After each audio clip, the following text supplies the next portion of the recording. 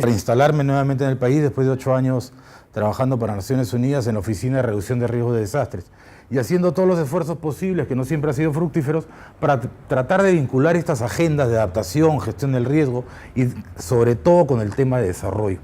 De hecho, le digo el 10 porque no tenía claro cuál era el perfil de ustedes, o sea, qué profesiones son, qué tanto saben o no saben de estos temas o de estos asuntos, pero me informa Alonso que ustedes son bastante avanzados en estos temas y si no lo son, espero que puedan entender esta historia. Lo primero que pongo es el tema de desarrollo, o sea, lo que estamos hablando aquí es de gestión del desarrollo.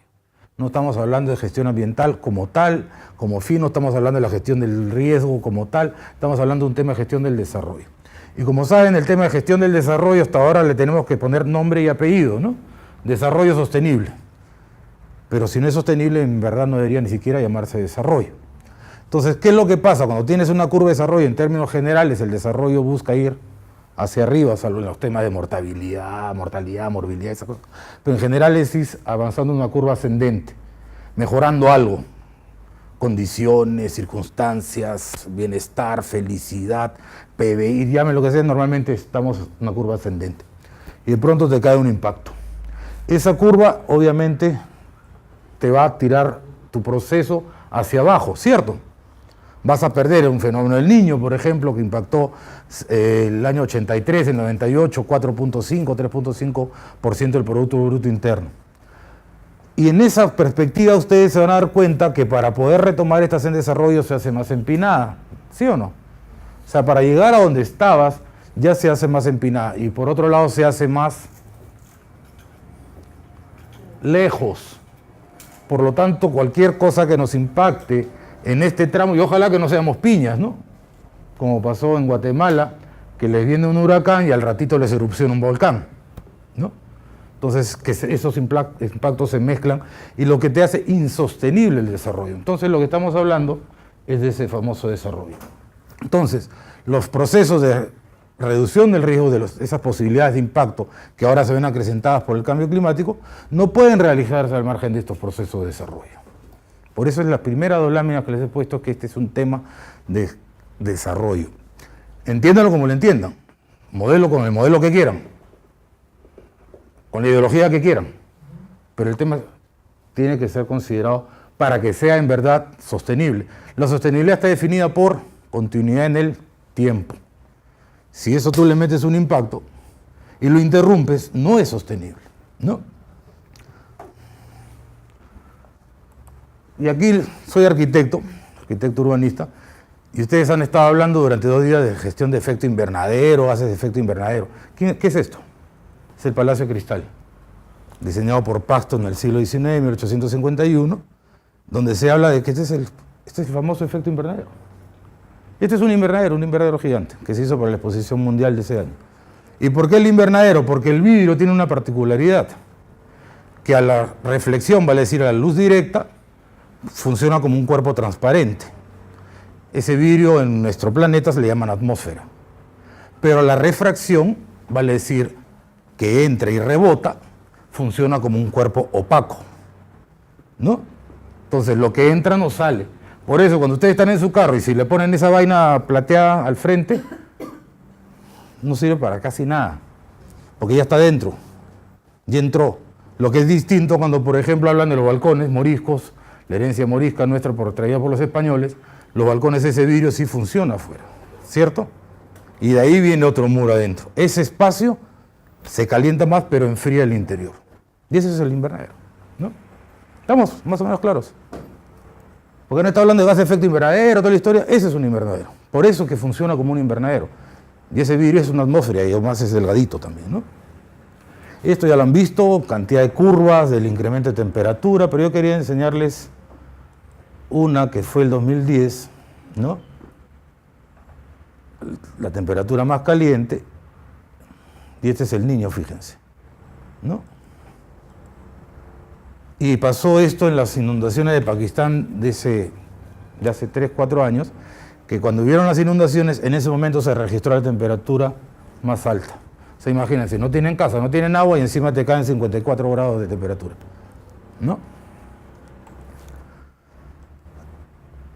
Ya hemos visto, lo han visto, los procesos de desglaciación, que es un indicador muy fácil, porque sobre los 5.500 metros o los 500 hectopascales, que es una media de presión, empiezan a disminuir los glaciares, ¿no? Y el Perú, como ya les han de haber dicho también, el 70% de los glaciares tropicales. ¿Cuál es la gracia? Que son glaciares tropicales, están en los trópicos, ¿no? Que no son pues los surandinos, no son los Himalayas, ¿no? Los otros, la montaña de la Luna en Uganda también son glaciares tropicales, los que están en Ecuador, en Colombia, que ya están desapareciendo, la montaña del Ángel en Venezuela, etcétera, ¿no? Ya saben esto, el incremento del nivel del mar, no solamente por esto, sino también por la expansión del mismo, por el cambio de temperatura, pero además es un proceso de salinización, ¿no? Y eso cambia los metabolismos, cambia la pesca, cambia una serie de cosas y empiezan a soltar metano que calienta 20 veces más, todo eso es lo que ustedes ya saben. Y esto es pescadores, creo. Ya. Los bichos, cantidad, por ejemplo, en Halifax, ¿saben dónde queda Halifax? Al norte de Canadá, perdón, al norte de Estados Unidos, frontera con Canadá, han encontrado vectores de malaria, ¿no? En La Paz han encontrado vectores de malaria. Todos pensaban que lo que afectaba a los bichos estos era, ¿ve? Yo le digo bichos, ahora sale un ambientalista y me dice, no, son animales, el señor, no lo sé. Resulta que no era la altura lo que les afectaba y lo que les impedía llegar a La Paz, por ejemplo, sino era la temperatura. Entonces, el problema está en que además que llegan más arriba, no hay la experticia, los médicos no están formados para hacerle frente a ese tipo de enfermedades. Yo estuve con un amigo panameño, yo estaba viviendo en Panamá los otros últimos 8 años, llegamos a Roma y al amigo le detectan, bueno, afortunadamente se lo detectaron, porque en la FAO hay que era donde era el evento hay una especialidad de enfermedades tropicales, estaba con dengue. Imagínate en Europa que te cae el dengue, ¿no? Porque él salió con dengue de Panamá, por supuesto. Entonces no hay los médicos que te puedan hacer el tratamiento adecuado, ni menos diagnosticar, ¿no? Afortunadamente estábamos en el Centro de Enfermedades Tropicales de la FAO. Frecuencia, ¿se acuerdan de la temporada récord de huracanes? Creo que fue el 2004, ¿no? Que se acabaron alfa, beta, gamma, ¿no? Ustedes saben que todos los años el National Hurricane Committee le pone nombre, ok, vamos a ponerle nombres, ¿no? Alberto, Beto, Juana, todos los nombres, ¿no? Llegaron a la Z y faltaban huracanes, ¿no? Entonces empezaron con alfa, beta, gamma, etcétera. Porque fue una temporada récord. Y de esos huracanes, 2 o 3 fueron categoría 5 en la escala Saffir-Simpson, que es una escala, como decir la Richter para terremotos, pero para huracanes, ¿no? Entonces, que empieza con vientos, de ahí una depresión tropical, de ahí una tormenta tropical, de ahí huracán, y el huracán grado 1, 2, 3, 4, 5. O sea, toda una escala en función a la velocidad de los vientos, la temperatura, la precipitación, toda una escala que la han formado y ahí sale esa categorización. Capacidades productivas disminuidas, en el caso de África, por ejemplo, que es crítico, especies, y aquí viene el tema de las especies, siempre ponen el oso polar, ¿no? Que va a desaparecer, ¿no? Entonces yo quisiera poner un investigador en realidad, ¿no? Porque la especie que más está desapareciendo en esta región son los investigadores, ¿no? Y ya casi extinta, ¿no? No una región que quiere hacer frente al cambio climático, pero no quiere investigar nada sobre el tema y le destina menos del 0.1% de su Producto Interno a investigar sus potenciales impactos y posibilidades tecnológicas para hacer la adaptación, la mitigación y todo lo que ustedes ya han escuchado, ¿qué es lo que nos espera? Por eso para mí es una maravilla estar conversando con jóvenes como ustedes que tienen ese tipo de compromiso y no solamente de actitud de acción, sino también que pueda alimentar sus procesos de investigación. ¿Han hablado de escenarios también? Bueno, ahorita entonces ya saben que estamos en las Representative Concentration Pathways, ¿no? Antes eran los R, los Spatial Reduction, miren el escenario y todo lo demás. Bueno, como sea, la curva que tenemos ahora es esta, ¿no? Para alcanzar esta tienen que bajar a 450 y así cantidad de partes por millón, ¿no? Pero la tendencia es a la más alta. Y aquí están las cifras, esto sale el quinto reporte. Les han dicho también cómo se hacen los escenarios a nivel regional, nacional, local. Entonces agarras estos modelos globales, los Global Circulation Models, los GCMs, que te da un cuadrado de 250 o 300 por 300 kilómetros. Pero imagínense acá, por poner un ejemplo, acá en el Perú, 300 por 300 kilómetros. Me voy desde acá hasta Huancayo y me voy de Huacho a Chincha. Y es un solo dato de temperatura y un solo dato de precipitación. Y ya pasé por 5.000 metros de altura, el Labra de Anticona, 4.818, estoy en Loroya. Y estoy con un solo dato que es el equivalente. ¿Se da cuenta? Entonces hay que hacer una reducción de escala, un downscaling que le llaman, ¿no? Entonces, ¿qué es lo que empieza? Sobre esta base, lo bajas a una escala más o menos de 60 por 60 kilómetros, con funciones ortogonales empíricas. No sé qué son, pero suena bien bonito. ¿Ya? Porque eso lo hacían mis amigos de matemáticas, los modeladores del CENAMI, ¿no? Y luego de eso, que hace condiciones de borde con respecto a la información evaluada y empiezan a correr los modelos, ¿no? El modelo global, el modelo regional, y bajan hasta una grilla local. Esto está 20 por 20, pero los japoneses en el MRI han llegado a 5 por 5. El problema es que no tienen la menor idea de qué es lo que sale, ¿no? Porque 5 por 5 es una resolución muy fina y no hay cómo verificar de que esas proyecciones son válidas. Entonces, por ejemplo, se hacen lo que se le llaman los time slices, que agarras 2090, 2100, ¿no? Y lo proyectas para una zona determinada y empiezan a verificar esa resolución, por ejemplo, ¿no? Hay diversas modalidades. Ojo que un escenario es eso, es un escenario, no es una predicción, ¿ok? Es una posibilidad del clima, es una condición probable del clima en determinadas circunstancias y condiciones, en base a los aspectos económicos, sociales, ambientales, y tomando en consideración también las particularidades del territorio donde se desempeña o se desenvuelve ese escenario. O sea, cuando digo un escenario no es 100%, ni siquiera es un pronóstico, es un escenario, es como un teatro, está montado y para esas condiciones se va a ver así. Le cambian las condiciones, se va a ver de otra manera. Le cambian las condiciones, las luces, el maquillaje, se va a ver de otra manera, ¿no? ¿Estamos más o menos claros? Impacto, no sabía si quitar esto, pero esto, porque empecé así de lo global, o sea, cuando llueve todos se mojan, pues, ¿no? O sea, va a impactar a todos los ricos, pobres, pero obviamente va a impactar más a los que estamos en vía de desarrollo y a los menos adelantados, porque sus condiciones institucionales, normativas, eso lo vamos a ver luego, son más débiles, ¿no? Entonces, esa presentación se la voy a dejar, pero, por ejemplo, y te digo, en Centroamérica, antes no era el problema, no había ni siquiera un tema de incendios forestales, ahora ya se están creando brigadas contra incendios forestales en todo Centroamérica, porque ya es un problema. Antes era un fuego esporádico, no, ahora es cíclico y regular. Más en año niño, para ustedes para nosotros el año niño acá en Perú es que nos mojamos, ¿no? En general, en Centroamérica es al revés. Y hay una teleconexión cuando hay año niño que la temporada de huracanes es más suave, ¿no? Pero en Centroamérica, por ejemplo, ahora están aterrados porque se empieza a calentar y no hay agua. Entonces los incendios forestales se disparan. Las olas de calor. ¿Se acuerdan que en Francia, en el 2005, la ola de calor mató más de 20.000 personas, según cifras oficiales, ¿no? Francia, país del primer mundo. En Rusia no se dieron cifras oficiales, pero algunos estiman que hace unos 2-3 años se hablaba de 40.000 afectados, por lo menos, ¿no? Recursos hídricos, salimos, y se dan cuenta que en todas las fotos salimos nosotros, ¿no?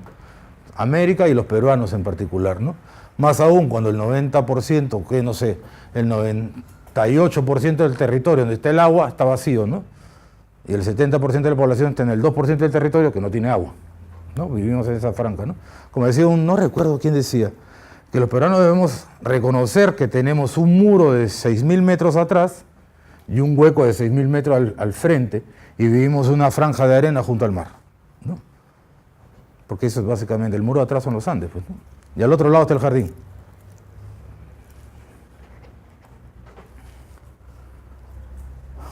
Nivel de, bueno, aquí sí nos salimos en la foto con las marejadas ciclónicas, pero todo Centroamérica sí va a ser complicado, ¿no? Pero esto es del IPCC 4, si mal no recuerdo, así que vamos a pasarlo. Pero para que vean referencias de los sistemas glaciares, la biodiversidad, las zonas costeras bajas, los ecosistemas marinos. Además, por ejemplo, en el caso de acá, que tienen dos costas, yo viví en Panamá, 80 kilómetros, era una maravilla, porque en la mañana le decía a mi esposa, ¿nos vamos al Caribe o nos vamos al Pacífico? ¿No? Esos son 80 kilómetros, de aquí a Totoritas, una cosa así. Pero ¿qué tienes? Un país tan pequeño y tiene doble costa, ¿no? Entonces, si hablamos de incremento del nivel del mar, estamos hablando de afectaciones significativas por los dos lados, ¿no? En el caso nuestro tenemos 2.400 kilómetros de costa, Brasil más de 6.000 kilómetros de costa, ¿no? El permafrost, por ejemplo, están las tuberías, ya está pasando. De hecho, en San Petersburgo, el problema de cimentaciones, ¿no? O la línea de petróleos que va por el norte de Rusia, porque el permafrost, ¿saben qué es lo que es, no? El suelo congelado, el suelo frío, ya no está tan frío. Entonces empieza a soltar. Al soltar se pierde su capacidad portante y de resistencia. Y por lo tanto se empiezan a hundir las edificaciones, empieza a aparecer, a botar más metano, etcétera, etcétera, etcétera.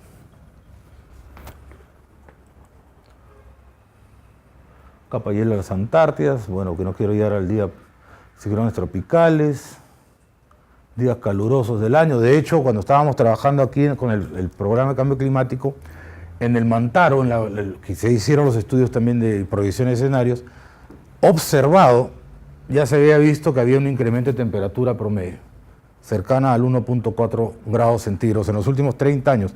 O sea, no es que va a ser el cambio climático, ya está. Uno. Dos, que los días fríos, curiosamente, se estaban incrementando y los días calientes también. O sea, los extremos se estaban incrementando y lo que te daba a su vez una curva. ¿Qué pasa? Que la papa, la rancha, que es una enfermedad endémica de la papa, se establece cuando hay más o menos 2 grados de temperatura. Cuando hay un plus, cuando se calienta el Mantaro por un año, de 2 grados te aparece esta enfermedad de la papa, ¿no? Y si ya hablamos que ya se calentó 1.4, en realidad ya no se tiene que calentar 2, se tiene que calentar la diferencia, 0.6, ¿no? Que por lo tanto es más seguido. Pero eso por otro lado nos da el tiempo, y lo vamos a ver más adelante, te da teóricamente un tiempo para hacer investigación, etcétera, etcétera, que te permita sacar plantas resistentes a, etcétera, etcétera, ¿no? Pero ya pasaron 10 años y que yo sepa ese programa todavía no lo han hecho, pero no importa. Esa es la temperatura promedio global, todo sale rojito. Eso sí es el quinto reporte del IPCC, que han estado viendo ustedes ayer y antes de ayer, ¿no? Hoy, el grupo 1, 2 y 3, el grupo 1 ciencia, el grupo 2 vulnerabilidad, el grupo 3 mitigación, ¿no? El grupo 2 estaba presidido por mi buen amigo Vicente Barros, argentino él, en reemplazo de Osvaldo Canciani, que otro argentino. Osvaldo Canciani, un viejito de 85 años, pero es espectacular, ¿no? Este es otro temita que quería poner al frente por mi sesgo natural de arquitecto y urbanista. Aquí tienen algunas cifras y acá otras.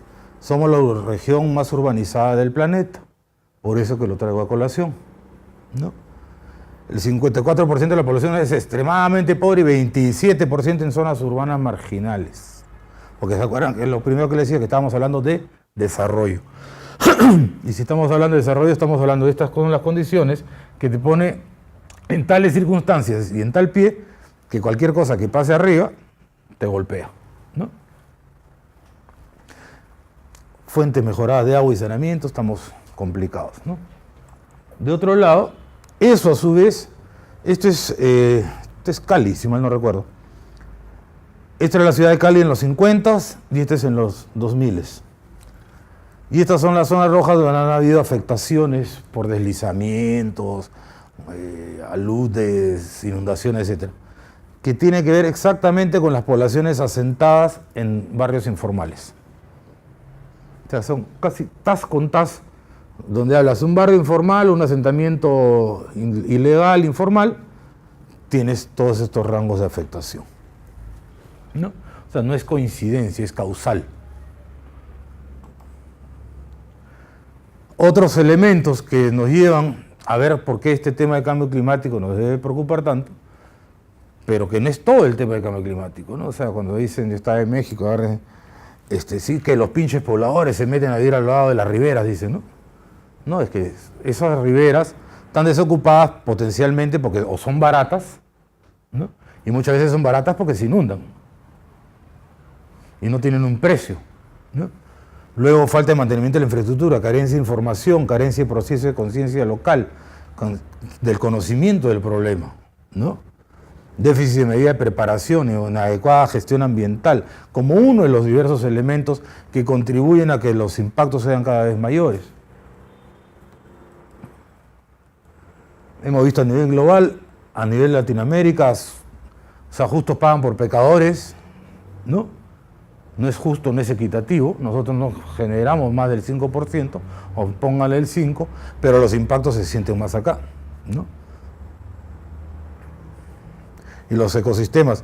Perú creo que tiene 7, en el caso de Perú, el artículo 4.8 de la Convención Marco de las Naciones Unidas sobre el Cambio Climático, tiene 8 o 9 categorías de temas en riesgo. Perú tiene 7 del catálogo, ¿no?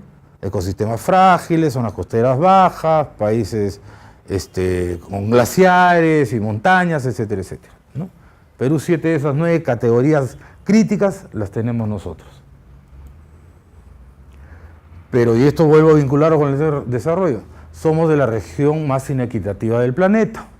Muy pocos tienen mucho y muchos tienen muy poco. Los índices Gini famosos que miden esa desigualdad, los de Colombia, Panamá y Haití son terribles, son los más desiguales.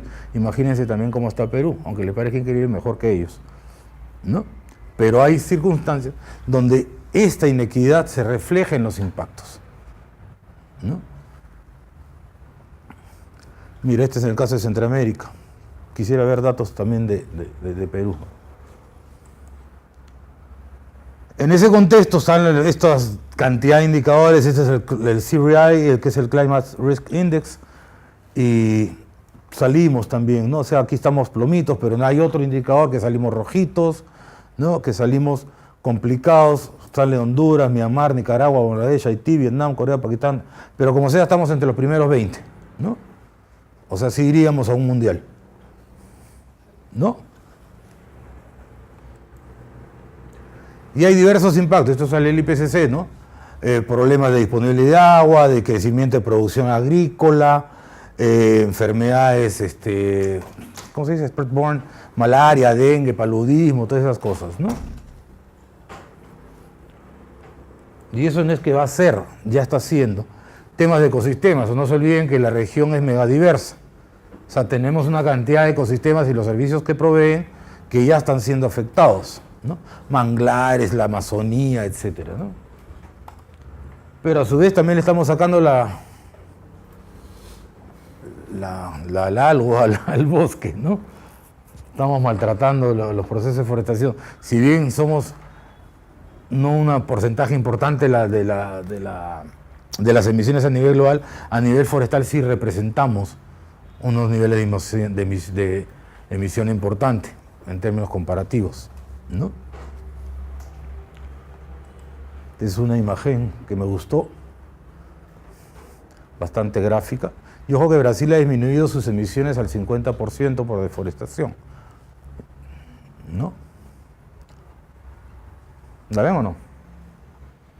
Y ese es por acá también, ¿no? ¿Dónde está Perú? Acá está. Iberia, Iñapari, he trabajado acá. A un proyecto de desarrollo, mira, ve.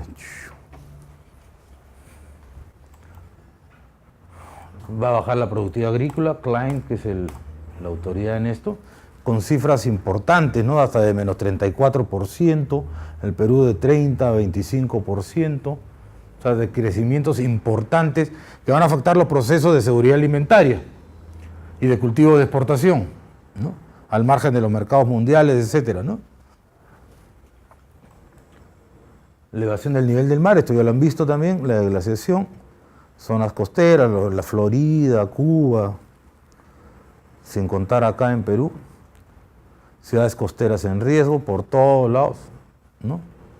Hay un estudio que hizo la Universidad de Cantabria con el apoyo del gobierno español, que se hizo una modelación a nivel regional del potencial impacto del nivel del mar, del incremento del nivel del mar. Y por ejemplo, Cartagena de Indias, zona turística, etcétera, tenía ya problemas severos de erosión, ¿no?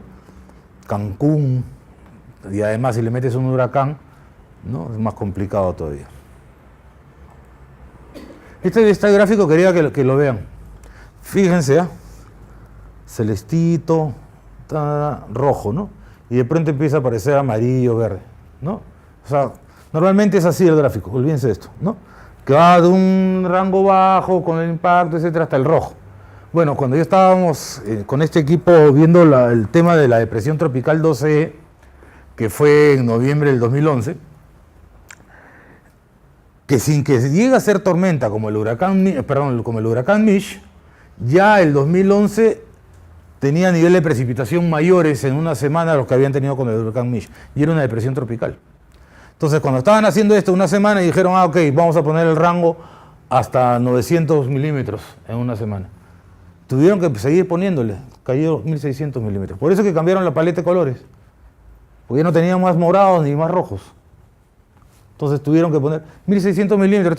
O sea, para los que no... En Lima llueve de 12 milímetros, creo, al año. En Panamá, 2500 milímetros, ¿no? O sea, aquí estábamos hablando de 1600 en 2 semanas. En Piura, por ejemplo, en el fenómeno del Niño, el río Piura, que carga 20 metros cúbicos por segundo, o sea, 20 baldes por segundo, cargó 4000 metros cúbicos por segundo. O sea, para que hagan una referencia a cómo se alteran estas cifras, y afectó este es El Salvador, ¿no? Con la depresión tropical 12. O sea que ni siquiera una tormenta tropical. O sea, una depresión tropical es una baja presión que modifica pues, los patrones de precipitación y temperatura. Se va a sentir en todos los sectores. Entonces, hay impactos presentes en la biodiversidad, aquellos sectores que están más expuestos y aquellos donde hay más pobreza, menos desarrollo, van a ser más afectados, o aquellos donde los procesos de desarrollo no consideren estas variables que ya están, pero van a ser más continuas o más intensas, van a ser más complicados. Y a nivel urbano, mayor aún. Pero ¿qué hacemos? Después de ver el apocalipsis, hay opción. Entonces, lo que quería poner, por eso les planteé lo del desarrollo, porque este es un tema de desarrollo. Este es un tema de superar la pobreza, superar la inequidad. Por ejemplo, ¿quiénes son los que más afectaron en Katrina? ¿Recuerdan Katrina? El huracán del 2005, ¿no? ¿Quiénes son los más afectados? País rico, ¿no? Los más pobres del país rico, ¿no? Y eso es primera vez que se registraba que un impacto de esa naturaleza llegó a alcanzar el 1% del Producto Bruto Interno Bruto de Estados Unidos, por primera vez en la historia. ¿Y alguien sabe del Catarina? Ahí sí los agarré. Que fue el primer huracán registrado en el hemisferio sur frente a las costas de Brasil. Lo que pasa es que fue el mismo año Katrina y nadie sabe. Y se llamaban parecido además. Caterina, ¿no? Fue el primer huracán en el trópico sur en el mismo año del famoso Katrina. Luego, por eso ponemos el tema de la pobreza también.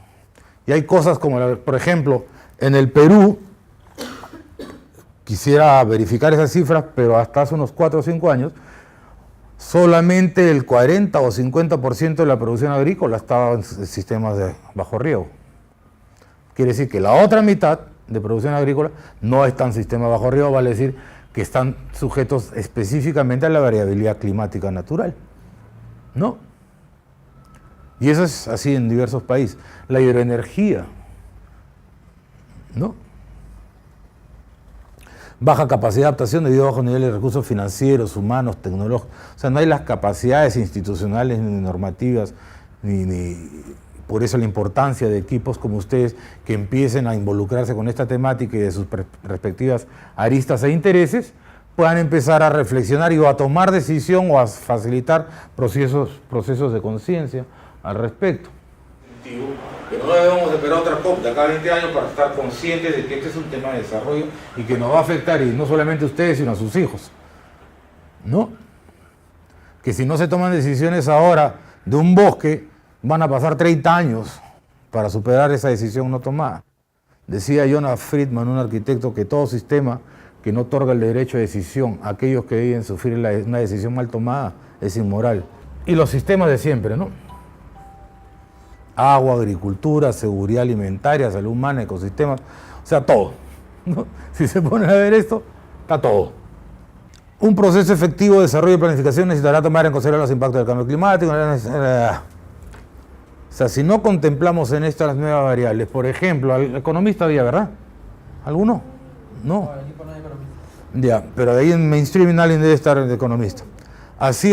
Cuando hacen un análisis de un proyecto, de algo económico, incluso hacen análisis de precio sombra, o sea, las posibilidades de variación de mercado.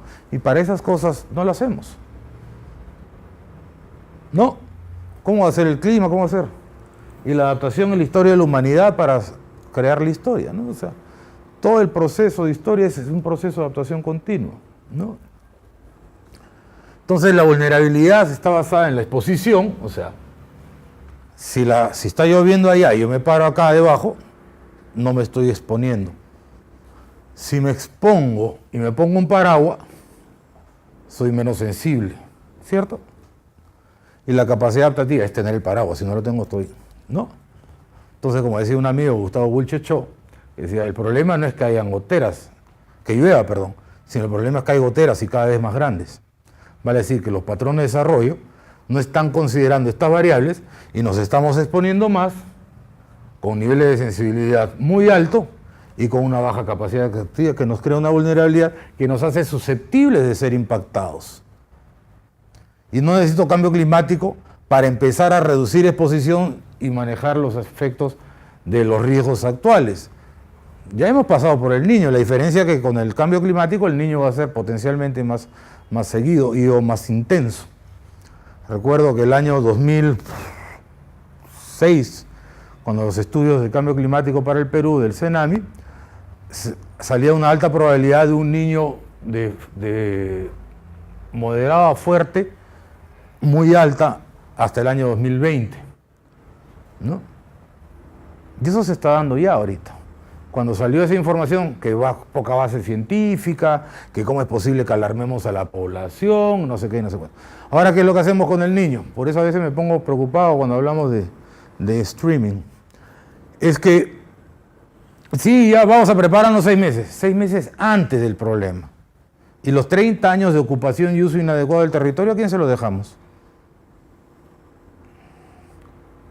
Si yo permito asentarse en las riberas durante los próximos 15 años y 3 meses antes del niño digo, bueno, vamos a manejar las riberas. ¿What? ¿No? O sea, ¿qué modelo de desarrollo de ocupación y uso del territorio estamos aconsejando? Para el abogado, ¿qué normas estamos poniendo? ¿Qué incentivos estamos poniendo para no ocupar esos territorios y qué castigos estamos poniendo para evitarlo? ¿No? Entonces después estamos en el parche, ¿no? La solución parche, más bien, ok, hay que hacer la defensa ribereña, pero si no hubiera nadie ahí no hacías nada, dejamos que fluya normalmente el río, ¿no? Y esto nos debe llevar pues a una caracterización de la gestión de este desarrollo desde una perspectiva territorial, ¿no? ¿Quién usa y cómo se usa el espacio? ¿Y quién lo ocupa y cómo lo ocupa? ¿No? Porque los problemas pasan en un sitio, no pasan así. Los choques no son los choques, el choque va a ser en esta esquina, ¿no? El golpe va a ser acá, en estas condiciones, en estos términos, por estas circunstancias. No son los dos choques, ¿no? Ese es para el discurso, ¿no? Entonces, esto nos debe llevar a territorializar esos procesos. Y hay una diversidad de formas de adaptarse, ¿no? A la adaptación autónoma espontánea, ¿no? Que ya está pasando, o sea, la gente hace algo, ¿no? O sea, no es inerte, la gente no se para solamente como nosotros de rodillas cuando hay un terremoto, aplaca, Señor, tu ira, tu justicia y tu rigor, decían nuestras abuelas, ¿no? Y se persinaban, ¿no? No es un tema de persinarse, ¿no? Entonces, hay mecanismos, por ejemplo, que ya están usando, la gente está poniéndose más atrás, construyendo de otra manera, etc. Una adaptación reactiva, después que ha sido el problema, ¿no? La típica, ¿no? Que es lo típico, ¿no? Privada, o sea, diversas formas. Un ejemplo de maladaptación, por ejemplo, cuando fue la sequía acá del 2006, 2008, en la costa empezaron a acumular agua, ¿no? En las viviendas. Entonces ya no tenían problema de agua, pero tenían problema de dengue, ¿no? Porque el dengue se reproduce en las zonas estas de acopio de agua de manera insalubre, ¿no? Esa es una mala adaptación, por ejemplo, ¿no? Entonces, una diversidad de condiciones que son mencionadas en el IPCC. Ahora, ¿por qué somos vulnerables? Y aquí quería hacer el factor de las amenazas, ¿no? Pero es lo que hemos visto, ¿no? Y en el caso de reducción de riesgo de desastres y en la comunidad de cambio climático son dos, no digo antagónicas, porque para mí deberían ser complementarias, ¿no? Entonces, es exposición igual, o sea, ¿qué está puesto ante el impacto de ser el terremoto o lo que sea. Un poco para hacerles una idea. El concepto de riesgo de desastre o de riesgo de afectación por cambio climático, imagínense, como que de hecho pasó, un terremoto en una isla desierta, ¿no? Está la amenaza, pero no hay nada expuesto. Entonces no hay un riesgo de desastre, es un terremoto y punto. ¿Cierto? El asunto está cuando tú agarras, como es una playa bonita, le metes un edificio de 20 pisos para turismo, ¿no? Y resulta que no solamente estás exponiendo, y si no le has puesto la cimentación adecuada, ni los sistemas de corte de vientos, etcétera, adecuados, cuando venga un huracán vas a estar complicado, ¿cierto? Y si a eso, a su vez, no le pones nada, por ejemplo, para cuando pasa el problema y que tengas capacidad de acceso financiero, a conocimientos, a recursos de todo tipo e índole, entonces tu capacidad adaptativa es menor. Entonces vas a ser menos hábil para hacer frente a estas mismas amenazas. Entonces está claro que si está expuesto, si no estás expuesto no tienes problema. Si estás expuesto, pero eres sensible o frágil, vas a ser potencialmente afectado, ¿no? Y ahí se habla lo que se habla de resiliencia. Estás en una zona de terremotos. Entonces tú tienes que ver qué condiciones, hasta qué grado, qué tan sensible eres. Si lo haces con Adobe, estamos conversando contigo, el laboratorio más importante de sismología del Perú está acá a 100 metros, ¿no? Que te dicen qué tipo de construcción debes poner para que seas menos frágil o menos sensible a ese movimiento. Hablábamos de la papa, ¿no? Que si tú pones un 2 grados centígrados te puede dar la rancha, que es esta enfermedad endémica de la papa, pero que si tú mejoras el cultivo, etcétera, reduces esa posibilidad de ser afectada, ¿no? Estamos más o menos claros, ¿no? En nuestros casos, por ejemplo, hablamos, y es algo en términos de lenguaje, cuando estamos con la gente de gestión de riesgos, ellos le dicen mitigación, y ustedes le dicen mitigación, inmediatamente se imaginan chimeneas sin humo, ¿no? O energía eléctrica, esa vaina, ¿no? Cuando tú dices mitigación acá, estás pensando en cómo has reducido el impacto del desastre. Ojo, cuando hablen con alguien de la otra comunidad, le digan mitigación. Ok, pero mitigación para mí es reducir los gases de efecto invernadero. Para ellos es reducir el impacto de los desastres. ¿Ok? Entonces tú mitigas eso con medidas estructurales y no estructurales, que es igualito que en adaptación. Soft adaptation, la adaptación suave, y la hard adaptation, o la adaptación dura. Las medidas estructurales o la hard adaptation son aquellas, por ejemplo, basadas en infraestructura, en obras, en ese tipo de cosas, ¿no? Canales, por ejemplo, el problema de sequía lo solucionas con canales, pozos y esa cosa. Un problema, por ejemplo, de sismos, lo solucionas también con soft adaptation o medidas no estructurales.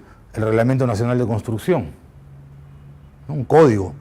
El Plan de Ordenamiento Territorial, que tú dices, acá puedes construir junto a esta ribera, como se sale el río, no se puede construir más que canchas deportivas, bosques, qué sé yo, ¿no es cierto? Áreas recreativas.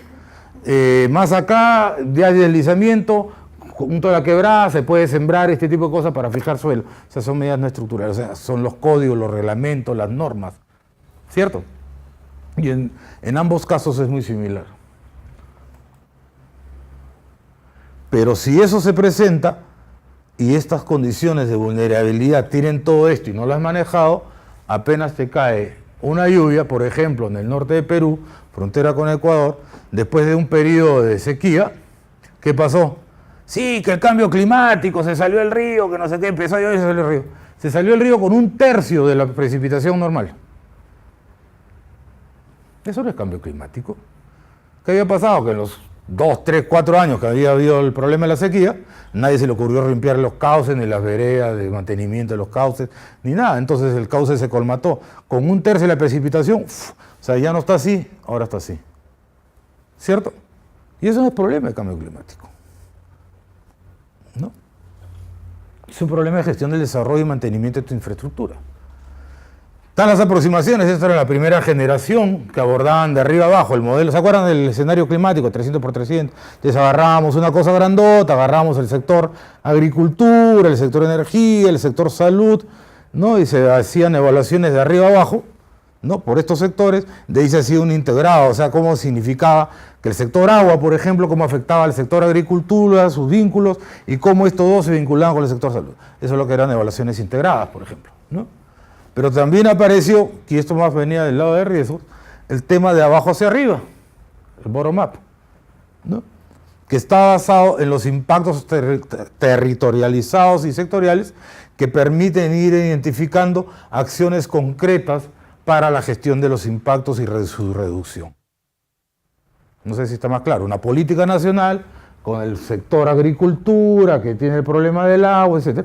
Y la otra que tú vengas a la comunidad o al municipio y tienes problemas de sequía, de inundación, no sé qué, y vas desarrollando medidas de otra índole sin tener una política nacional y una política sectorial, etc. ¿No? Esos son dos procesos.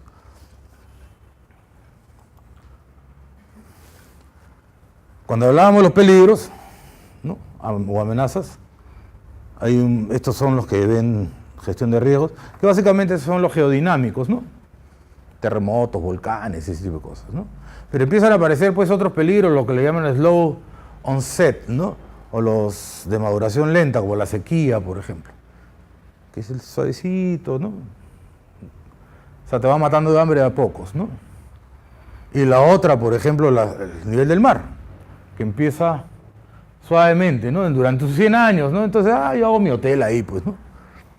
Pero en 20 años, 30 años estaba el hotel sin... Después del maretazo que hubo, ¿se acuerdan? Hace, ¿cuánto? ¿Un mes y medio? Que fue en toda la costa del Pacífico, hasta México, ¿no? ¿Se acuerdan? Ya, por ejemplo, yo he visto playas en Panamá que se retrocedieron 40 metros. Un solo maretazo, ¿no? Si a eso le pones nivel del mar, ya no va a ser 40. Y yo he visto que las normas en un país dado pusieron que de la línea de alta marea, 300 metros para adentro no se podía construir. Vino un gobierno y dijo que de la línea de alta marea puedes construir a los 30 metros. ¿Qué estás aumentando? La exposición. Antes no podías construir nada en 300 metros a partir de la línea de alta marea, medida por la Dirección de Hidrografía y Navegación o que la Capitanía, ¿no es cierto? 300 metros, que era un buffer, ¿no?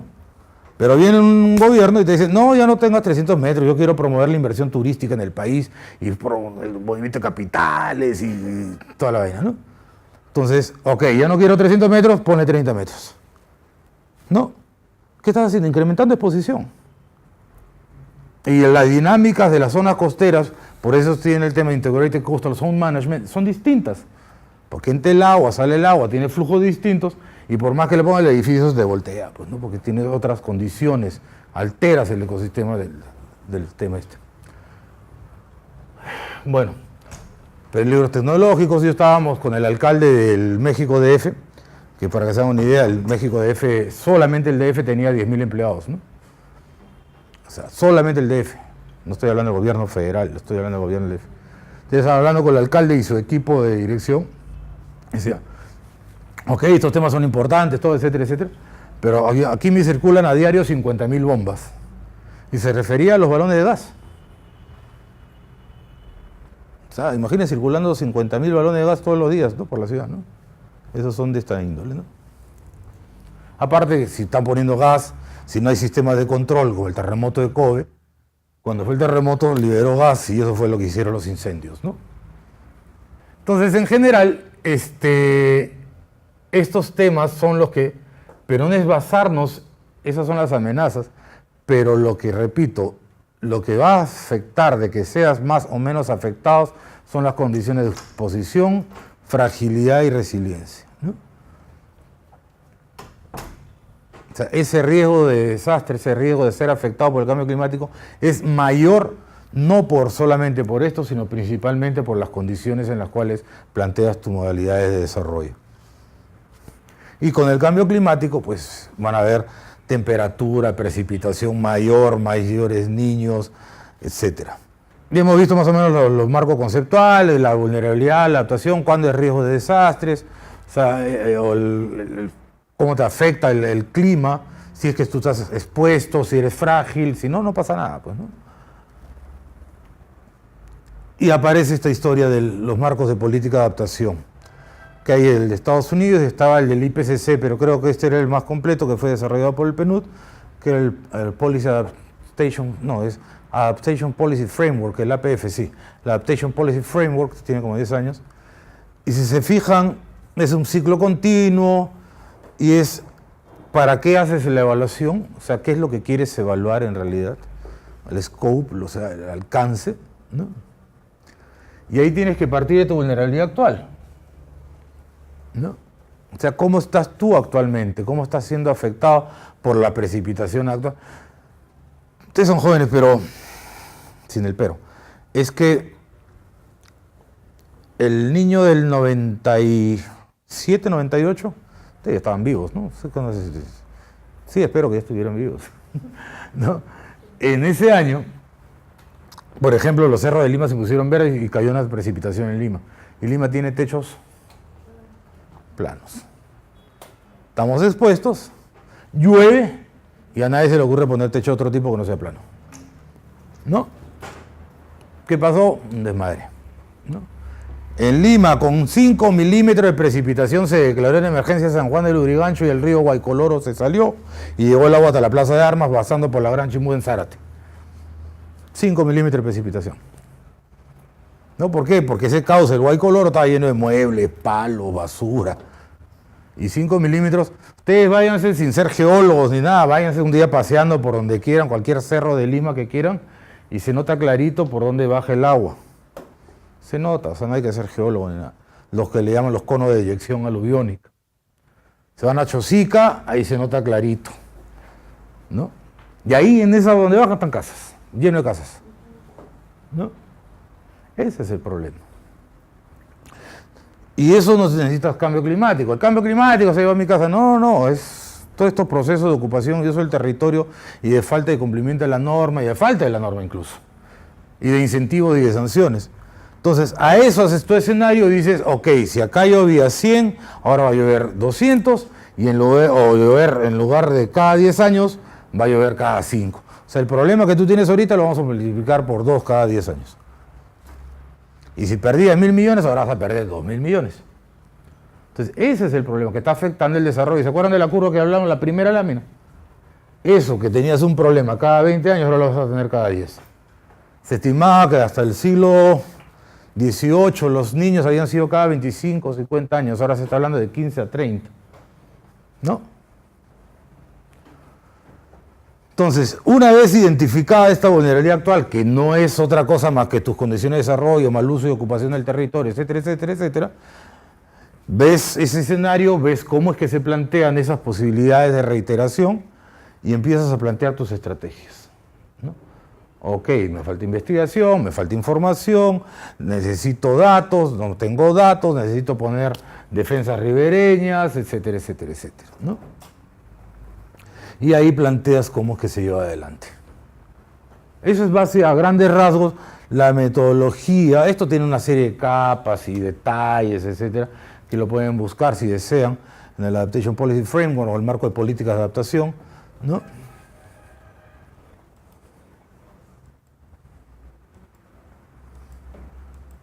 Y reitero este tema del desarrollo, ¿no? Un desarrollo consistente debería ya estar contemplando esta variable, ya no solamente del tiempo, sino del clima. Ya saben la diferencia entre tiempo y clima, ¿verdad? Ya. Entonces, no solamente la variable de tiempo, sino un horizonte. Un bosque, ¿en cuánto se planifica? 30 años lo menos. Un puente, la vida útil de un puente debe ser de 50, 80 años, de una carretera. O sea, ya no puedes plantear, construir o promover una inversión para el desarrollo que no considere en su concepción este tema. Porque si no van a aparecer las soluciones parche. ¿Conocen la central hidroeléctrica Machu Picchu? ¿Han estado por allá? Ya, esa central hidroeléctrica tenía un año de inaugurada, todo el pueblo de Machu Picchu tenía energía, empezaron a hacerse préstamos para poner emprendimientos, etcétera, etcétera, etcétera. ¡Pum! Se vino un problema de glaciación, se bajó una masa de hielo con huaico sobre el río Urubamba se represó y inundó el patio de máquinas de la central hidroeléctrica. En conclusión, para hacerles el cuento corto, como dicen en Panamá, 90 millones de dólares se perdieron. Pero ese es el costo directo, porque además, cuando reventó esa presa, que no era natural, arrasó todo abajo, ¿no? El problema es además toda esa gente que pidió prestado para tener su empresita, para tener sus hoteles, y ya no tenía energía, porque después se fue la cosa esta. Entonces costó además 90 millones y creo que 50 millones más la reposición. La central hidroeléctrica de Lejera, fondos españoles, 7 millones de dólares en San Martín, Moyobamba, le cayeron 2 terremotos en un año y no tenía anclajes. Final de la historia, 14 millones de dólares, o sea, el doble, para poder terminar la central hidroeléctrica. Y esa plata, por si no se han dado cuenta, cuando es fondo público, ¿de dónde sale? Nosotros estamos pagando eso. Somos países tan pobres que construimos las cosas 2 veces. ¿No? Entonces, ese es el tema. ¿Ok?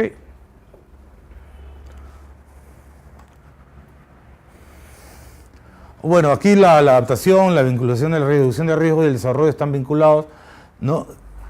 Aquí, en la medida que hay más estas acciones, los impactos son mayores. O sea, mientras más decisiones empieces a tomar de inversión y desarrollo sin contemplar estas variables, más van a ser los impactos. A medida que tengas mayor información, mayor conciencia, por eso la importancia de este tipo de trabajo con ustedes, porque dicen que a perro viejo no se le enseña truco nuevo, ¿no? Pero con ustedes el trabajo desde las bases es mucho más sensible y empiezas a reducir estos impactos, ¿no? Enfrentando los determinantes de la vulnerabilidad, lo que hablamos del desarrollo.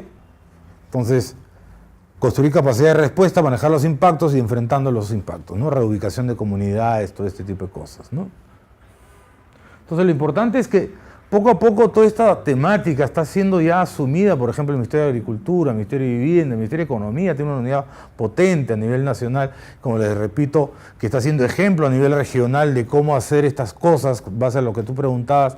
Ecuador, por ejemplo, en su propia constitución dice en el derecho al buen vivir, tiene la seguridad y reducir el impacto de los desastres y el cambio climático, en su propia constitución, ¿no? Entonces, hay compromisos, mandatos políticos que ya se están planteando que permiten ya acceder a este tipo de información. Por ejemplo, hay bases de datos de Desinventar, que es una base de datos que se creó hace como 20 años, y que en los últimos 30, 40 años se tiene pues que el 95% de las pérdidas económicas y de vidas afectadas y de viviendas afectadas son debido a fenómenos hidrometeorológicos. 95% en las Américas. Más o menos en algún país, pero 95%. Entonces, y aquí estamos hablando de temas de clima y meteorología, de cambio climático, ¿no? O sea, el 95% de tus pérdidas están asociadas a eso, es un tema de desarrollo nacional. ¿Cuánto estamos dispuestos a pagar con el próximo fenómeno del Niño? Es un poco lo que pone el INDC de este año, ¿no? O sea, perdimos 4.5. Yo recuerdo que cuando trabajé en el año 83, yo tenía 23, 24 años, en el impacto del Niño ese año 83, yo me fui a Piura y bajamos por todo el norte. Era terrible. Perdimos, estima, del 6 al 7.5% del Producto Interno Bruto. Es muchísimo, ¿no? Es muchísimo. Y si pasan 15 o 20 años y vuelves a perder 4.5%, estamos hablando de 12% del PBI. O sea, son miles de empleos. Por ejemplo, Honduras, ellos han hecho una estadística, un poco respondiendo también a tu pregunta, porque ya empiezan a ponerle cifras, lo que no se mide no existe, dicen algunos, ¿no? Entonces empiezan a ponerle cifras. Honduras estiman que en promedio su pérdida promedio anual es del 2.5% de su Producto Bruto Interno debido a desastres, principalmente de origen hidrometeorológico. 2.5%. Y ellos crecen entre 1.7 y 2.8. O sea, no están creciendo. ¿Me dejo entender? No están creciendo, si utilizamos el PIB como... No están creciendo, o están dejando de crecer 5 para crecer solo 2.5. Cuando una tasa de crecimiento de 5 te puede ayudar efectivamente a sacar de la pobreza a la gente. Pero si estás perdiendo la mitad de lo que creces con problemas como los que estamos conversando ahora, es un problema de seguridad nacional. Y empiezan a desencadenarse otro tipo de procesos, como la inseguridad, la falta de pertinencia del Estado, la no creencia en el Estado, la corrupción, la violencia, etcétera, etcétera. Una serie de detonantes adicionales. ¿cierto? Porque el Estado empieza a perder su capacidad de gestión del Estado como tal. El tema está en que todo esto es, esta institucionalidad que se está planteando, que estamos conversando, todo esto tiene que hacerse. El tema es cómo, quién, cuándo, todo el marco normativo, institucional, regulatorio, es nuevo. O sea, no hay, por ejemplo, aquí se habla de una plataforma o la estrategia nacional, el plan CC y una serie de mecanismos en los cuales el Perú ha avanzado de manera importante, con una institucionalidad que se espera consolidar en los próximos años, que es un poco el proyecto que yo me voy a hacer cargo. O sea, que es plantearlo. Si tú dices, por ejemplo, en Noruega agarran, ya hay una norma, o en Holanda acaba de salir hace poco, y en París, que todos los techos tienen que ser verdes. ¿No? En Noruega, que todos tienen que hacer adaptación y reducir emisiones, por ley, o en Holanda fue eso, no me acuerdo. ¿Ya? Entonces, ahí son marcos políticos normativos distintos. Lo importante es que aquí ya se está reconociendo que este es un tema de agenda pública, ¿no? Y que este es un tema que está afectando de una u otra manera las diversas aristas del desarrollo a los cuales se están enfrentando los diversos grupos políticos que esperan acceder más aún al próximo gobierno, ¿no? Entonces, ese es el tema. Ahora, ¿hay avances significativos? Sí, yo creo que Perú ha avanzado de manera importante. Como en todos lados pueden haber disonancias entre sectores, pesos políticos, etcétera. Y ahora por eso no quería que me vieran, porque a veces no soy muy correcto políticamente. Cuando, por ejemplo, te dices un ministro de Ambiente, y no hablo de Perú, políticamente en otros países pesa menos que un ministro de Agricultura, por ejemplo. Porque el ministro de Agricultura pues te da el 10% del PBI, el 40% de la P es agrícola, entonces hay unas variables de peso político muy importantes, ¿no? En otros países, por ejemplo, el tema de agua, ¿no? Entonces, para un país pequeño, entonces el ministro de Energía y Minas pesa fuerte, por decirte algo, ¿no? Entonces, son contrapesos y van a ser. Lo importante es que al margen de esas condiciones es que puedas tener claramente qué es lo que planteas y cómo es que tú vas a reducir los impactos en tus procesos de gestión de desarrollo, ¿no? Que sea consistente, que vamos a promover el desarrollo turístico, ¿no? Y te empiezas a levantar la selva en peso, ¿no? O sea, me dejo entender, o sea, no es consistente, no es coherente. Y ese es el tema de lo que se está tratando, esto que estamos conversando. Entonces, antes que siga Alonso, quería mencionarles este Special Report. De hecho, fui parte del proceso que lo propuso y que tuvo el apoyo del gobierno de Noruega para alcanzarlo al IPCC y desarrolló este. Es un librazo de como de 500 páginas, pero léanse el Summary Report, el resumen ejecutivo, ¿no? Y puesto aquí, lo he resumido acá. O sea, este es un tema de desarrollo y de causa subyacente de gestión de ese mismo desarrollo, ¿no? Eso es lo que te lleva a acuerdo mediano, pruebas sólidas, ¿no? Ustedes saben cuál es la jerga del IPCC, ¿no? Acuerdos importantes, pruebas sólidas, pocas pruebas, consenso, o sea, etcétera, porque ya alta confiabilidad, etcétera, ¿no? La gestión de riesgo y la adaptación en todos los ámbitos de la política social, económica y ambiental, que es un poco lo que te acabas de preguntar. ¿Cómo yo hago para conciliar estos diversos elementos que constituyen el desarrollo sostenible con sus diversos sectores y contrapesos políticos, ¿no? La otra, ese es el grafiquito famoso de ellos, ¿no? Variabilidad natural, cambio climático, las amenazas, el riesgo, la vulnerabilidad, la exposición, ¿no? Y aquí te sale el riesgo, que es la posibilidad latente de tener un impacto. No me acuerdo cómo se llamaba el tema, pero era el tema de titulación COFOPRI, ¿no? Comité de Fomento de la Propiedad Privada, algo así, ¿no? Tituló muchísimo en áreas de riesgo. O sea, consolidó población en áreas de riesgo. En Chosica, por ejemplo. Chosica, en todo San Juan del Lurigancho, donde hace 3, 4 años se vino, toda esa zona donde pasó el Huayco, esa zona fue titulada por COFOPRI. No hay sanción de ningún tipo administrativo, no hay el estudio, o sea, se toman decisiones no necesariamente bien informadas. Entonces, ese es el reto. Gente como ustedes, cuando empieza a ejercer sus derechos ciudadanos de alguna forma, que es lo que me preguntabas, empieza a plantear esa tipo de información y son sensibles. Yo creo que sí son sensibles porque además los muertos no votan, ¿no? O sea, es un tema que hay que ir promoviendo, ¿no? Y esa normatividad tiene que ser evaluada a la luz de estos diversos aspectos, ¿no? Sobre todo en la gestión del riesgo urbano, ¿no? Y eso está pasando. Eso está pasando ya. Conozco una alcaldía en la que estaban los estudios, antes de la elección, se habilitó ese terreno que todo el mundo sabía que era inundable en Año Niño y metieron 5.000 familias antes de una elección, ¿no? ¿Hay sanción? De ningún tipo, ningún orden. En Colombia, la Contraloría vela porque los recursos del Estado sean efectivamente gastados en la reducción del riesgo. Y hay sanciones administrativas si eso no sucede. O sea, hay diversos mecanismos que se pueden ir planteando, que no solamente los fiscales, pero los de información, conciencia y conocimiento, ¿no?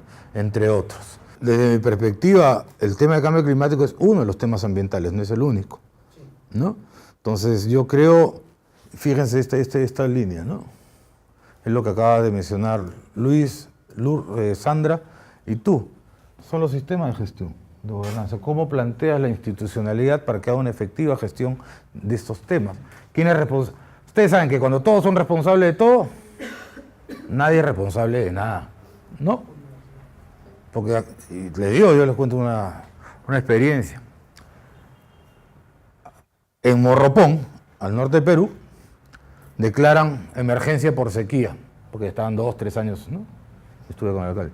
A la semana siguiente declararon emergencia por inundación en el mismo distrito, ¿no? O sea, no estamos preparados para hacer una gestión efectiva de tu territorio. O sea, no lo puedes manejar con un sistema de gestión de emergencias, ¿no? Porque, por ejemplo, y ese es otro mecanismo perverso de los sistemas de respuesta y atención de emergencias, que si no declaras la emergencia no recibes recursos externos. Entonces mucha gente declara emergencias para poder tener recursos. Entonces es un mecanismo de incentivo perverso de declarar emergencia, ¿no? ¿Tu nombre? María. María. Sí. Al respecto, un poco dos cosas. Regresando al caso de Lima. Por ejemplo, en el 2008 al 2013 se hizo el plan de ordenamiento territorial de Yacundo Chillón. La municipalidad de Lima lo aprueba, pero hasta la fecha no se implementa. Es un plan, pues. Entonces queda ahí. Mala carpeta. Y eso pues dificulta, y sabiendo que Lima tiene una expansión territorial horizontal y la propuesta que el Estado estuvo manejando hasta el año pasado era el crecimiento vertical para diversificar la población y poder mejorar. Claro, no estoy familiarizado con la problemática, como te repito, he estado viviendo fuera del país, pero de alguna manera está en nuestro ADN, ¿no? Que el plan es eso, más que un texto, ¿no? Cuando el plan no tiene un mecanismo de implementación y una asignación real de recursos, ahí vienen los problemas. O sea, que no hay un mecanismo efectivo de implementación de lo que el plan dice y alcanzar esos objetivos que están muchas veces bien construidos, incluso participativamente, con los grupos vecinales, con toda la historia, pero no hay un proceso efectivo ni una definición de política de intervenir estos territorios con recursos, porque hay que asignar recursos humanos, institucionales, financieros, ¿no? Por ejemplo, a mí en lo personal, tener estas dunas de arena llenas de gente es peligrosísimo. Y le pones escalera, lo que haces es fijar población en áreas de riesgo. Claro, en ese sentido, por ejemplo, cuando se estuvo trabajando el plan de ordenamiento territorial de Lima como región, según el UNAM, sí, en este caso ya con la nueva normativa del 2013, estos planes deben tener una asignación presupuestaria. Claro. Pero pasaba que, por lo menos si fue experiencia propia, que a ver quién se está durmiendo. Las mismas oficinas de presupuesto, los OFIS, no querían, tenían mucho temor. Claro, viene un tema, claro, de incentivos y de sanciones, ¿no? O sea, si lo cumples, no pasa nada, y si no lo cumples, tampoco. O sea, es un poco el problema, ¿no? Entonces, ese es parte del diálogo, eso es parte de lo que estamos conversando, y esto también es parte, porque es información. Pero y último punto que le quería preguntar era acerca de sabemos que el cambio climático es multisectorial y es transversal a diferentes actividades que se producen y no es solamente ambiental, obviamente. Pero en el Perú, hasta la fecha, me parece, no se ha aprobado ninguna ley de cambio climático. Había como 3 o 4 propuestas en el Congreso. A ver. De lo que me acuerde, estaba la Estrategia Nacional de Cambio Climático, queda con marco normativo. Estaba el tema de gestión ambiental y reducción de pobreza como política de Estado, la 10 y la 21, si mal no recuerdo. Una ley específica de cambio climático, me agarras, no lo sé. Claro, yo vi 2 o 3 propuestas en el Congreso, pero lo que voy es necesario tener una ley que regule este tipo de acciones, como este tipo de instrumentos como estrategias. Esa es parte del diálogo que hay que impulsar, si es necesaria una ley o no. Y segundo, si es necesario un poco quizás, no sé si ya lo recorrió, así como dijo Lorenzo, el tema de un ente rector que sea a la vez algo más independiente y no se genere, pues, o sea, como que todos tienen la responsabilidad de cambio climático, pero a la vez nadie lo cumple, ¿no? Entonces es necesario tener un ente rector, claro, así como que más independiente. Ese es el modelo que se está planteando, por dados los niveles importantes de avance en el conocimiento en la temática a nivel sectorial, etcétera, que es qué modelo de gestión hay que impulsar, normativo, regulatorio, institucional, que permita cumplir con las intended national, las contribuciones nacionales determinadas, las INDCs, que permita cumplir con las políticas de Estado que están orientadas al desarrollo y cómo estos elementos de cambio climático contribuyen nuevamente a esas políticas de desarrollo. Entonces, eso está por dilucidarse, hasta donde yo tengo entendido. Y de hecho, se supone que yo me voy a hacer cargo. O sea, si ahorita me dices cuál es el modelo, no tengo la medida, porque eso se construye colectivamente, ¿no? Si es que una plataforma, una estrategia, o sea, hay estrategia, hay un plan de cambio climático, hay planes sectoriales, hay información, o sea, tenemos cómo hacer para cumplir eso. Esa es la próxima tarea en los próximos 2 años de manera más o menos inmediata. Y quería referirme a esto porque refería lo del 83% de población urbana en la región, ¿no? Entonces hicimos una reunión de expertos sobre este tema y resulta pues que ya hablar, que lo debe haber escuchado Sandra, sí, ustedes también la migración del campo a la ciudad, resulta que ahora las ciudades están creciendo mayoritariamente, no exclusivamente, pero mayoritariamente por procesos endógenos, ya no por procesos migratorios, ¿no? O sea, las ciudades crecen más por sí mismas que porque venga migrando, ¿no? 1. 2, ¿quiénes son las poblaciones que más crecen en las ciudades?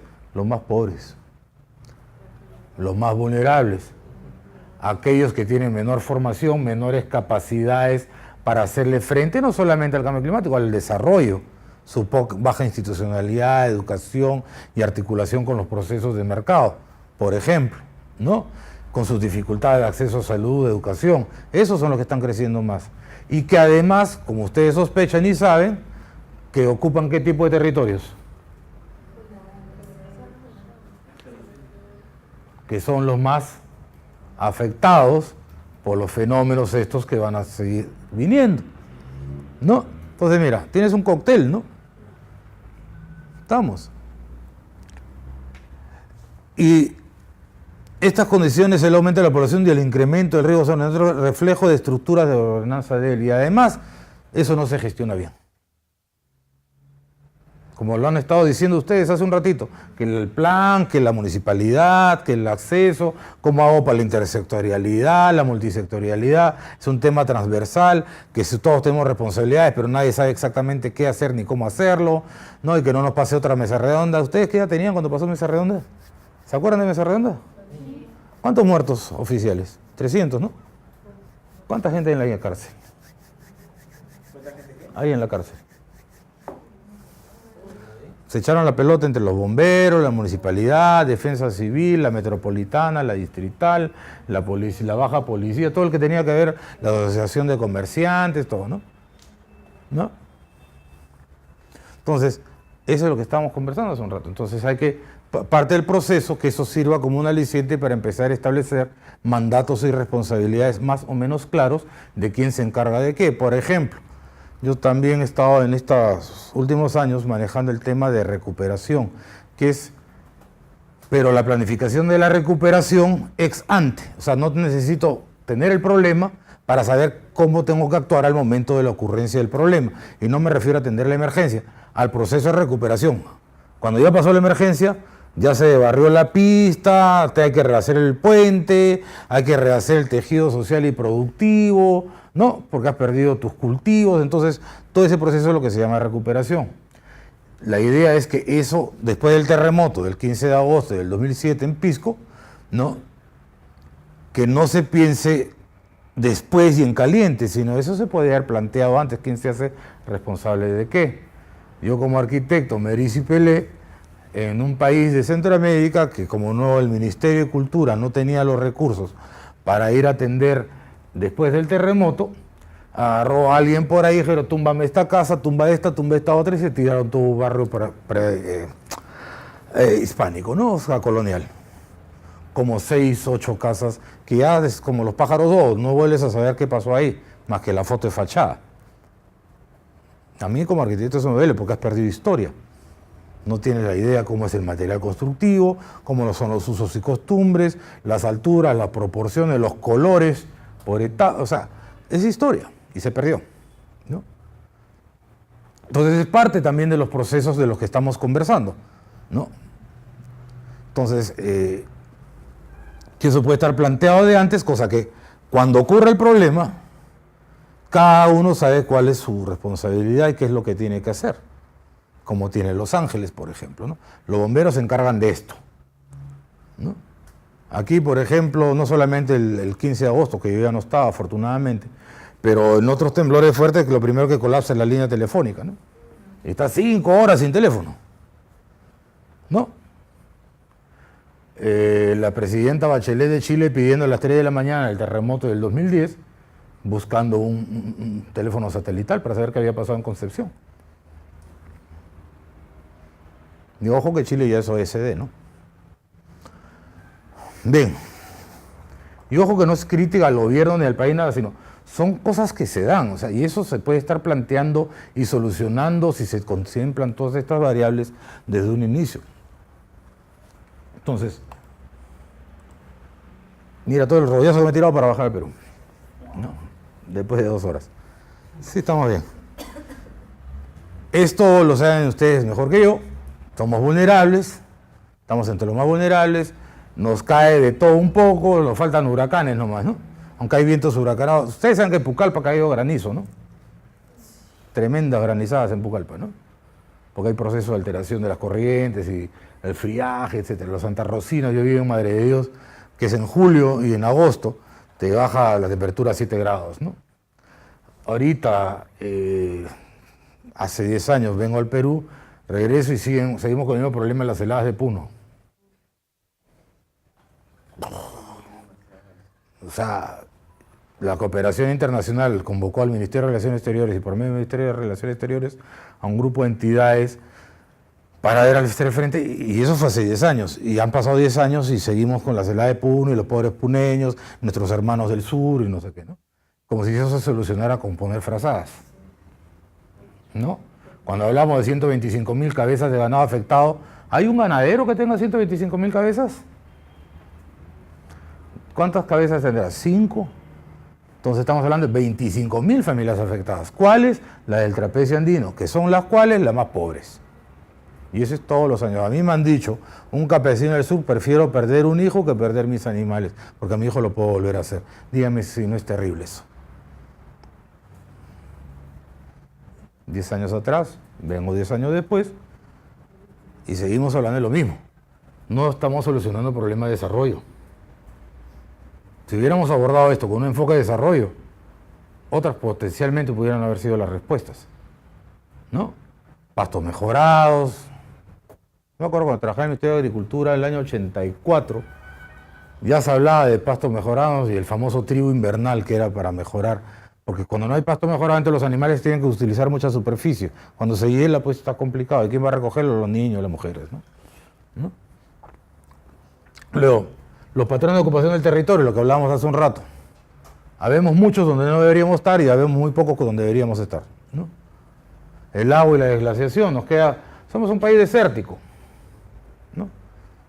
Cuando digo, una vez estaba con mis amigos de otras latitudes, acá en Lima, que hicimos el primer taller regional de cambio climático, y la Convención de Cambio Climático se hizo en Lima, el año 2005, ¿no? porque todos eran talleres globales, no, vamos a hacerlo regional, porque es muy complejo tenerlo global. Cuando estábamos por las calles, por la Virgen del Pilar, el Parque del Olivar, yo veía a mis amigos de Centroamérica, por ejemplo, de Brasil, que miraban las calles, ¿no? Entonces le digo, ¿qué pasa? Están alucinados porque pensaban que tenían un sistema súper sofisticado y high-tech de, ¿cómo se llama de alcantarillado. ¿Cómo es el alcantarillado acá? No, que no hay. ¿Cómo que no hay? No me estés vacilando, dice, ¿no? No, es que acá no llegue. ¿Cómo que no llegue? Estamos en el olivar. No, es que aquí cae de 9 a 12 a 15 milímetros año, ¿no? Pero la humedad, tanto así que ustedes saben, ¿no? Que a la lluvia ni siquiera le llamamos lluvia, ¿no? Le llamamos garúa. ¿No? ¿No? Y encima dice, oye, cuidado, cúbrete que está lloviendo, no seas malo. ¿No? Entonces, son condiciones que el agua aquí en esta región, y a veces nos olvidamos, pues Lima era un alarde, Lima ciudad de los virreyes, Lima ciudad jardín. ¿Se acuerdan o no? Capital del virreinato. ¿Saben para que vean cómo se amarra toda esta historia? La pobreza y la inequidad. Cuando hace 10 años, eso hay que reconocer, estamos ya en 30%. Cuando empezamos con este trabajo de medición y de evaluación de impactos, éramos el 54% de población pobre. Hemos reducido 24 puntos, lo cual está muy bien. Pero la pobreza extrema sigue siendo significativa, ¿no? Una economía dependiente del clima, agua, agricultura. Por ejemplo, antes de Camisea, el balance era 80 hidroenergía, 20 termoeléctrico, ¿no? Cuando fue la sequía, pasó de 60 a 40. O sea, imagínense, porque perdiste 20% de capacidad de generación de energía por la sequía, ¿no? Entonces son variables que es contemplar. En Panamá tuvieron que no cancelar, pero restringían el uso de energía eléctrica en los centros comerciales durante la mañana. Y era un horno, ¿no? Estamos a 34 grados, imagínense. Porque su matriz energética en época de sequía o de estiaje no les daba. Y eso debe ser política de Estado, ¿no? Y una capacidad de adaptación incipiente, ¿no? Somos altamente vulnerables, pobreza, sino por los impactos esperados de ecosistemas de importancia global como la Amazonía y glaciares, ¿no? Ese es el Perú. Algunos datos, como ven, todo el territorio nacional está lleno de cosas. Heladas, sismos, volcanes, sequía, niño y de multiplicidad de peligros, ¿no? 89 provincias, 46% del territorio nacional. Está todo lleno, donde levantas, ahí pasa un problema, ¿no? Sea lo que sea. Entonces, teniendo eso, deberías, pues, preocuparte en adaptarte, ¿no? Si tienes el catálogo completo y encima eres pobre y ocupas y usas mal tu territorio, lo menos que puedes hacer es empezar a gestionar todos esos problemas para que te impacte y pierdas cada vez menos y te puedas salir, reducir esa inequidad y reducir la pobreza, que son los objetivos principales de desarrollo, ¿no? Porque eso a su vez, que nosotros hemos pasado por problemas de violencia interna, te desencadena otro tipo de problemas como vimos antes, ¿no? 67% de los se encuentran expuestas a amenaza sísmica alta, ¿no? 23.000 escuelas vulnerables, 2 millones de alumnos, 33%, 3.500 centros de salud, o sea, son cifras importantes. Yo recuerdo que estábamos hablando que cerca del 70% del territorio nacional tenía 2 o más amenazas, ¿no? Al margen de lluvias, o sea. Entonces eso debe ser parte de los procesos de toma de decisiones, etc., ¿no? ¿Puedo una pregunta? Sí. ¿Tú conoces de un índice de adaptación global realizado por la Universidad de Notre Dame? ¿Lo has escuchado? Mira, para serte franco, lo debo haber escuchado, pero no me acuerdo.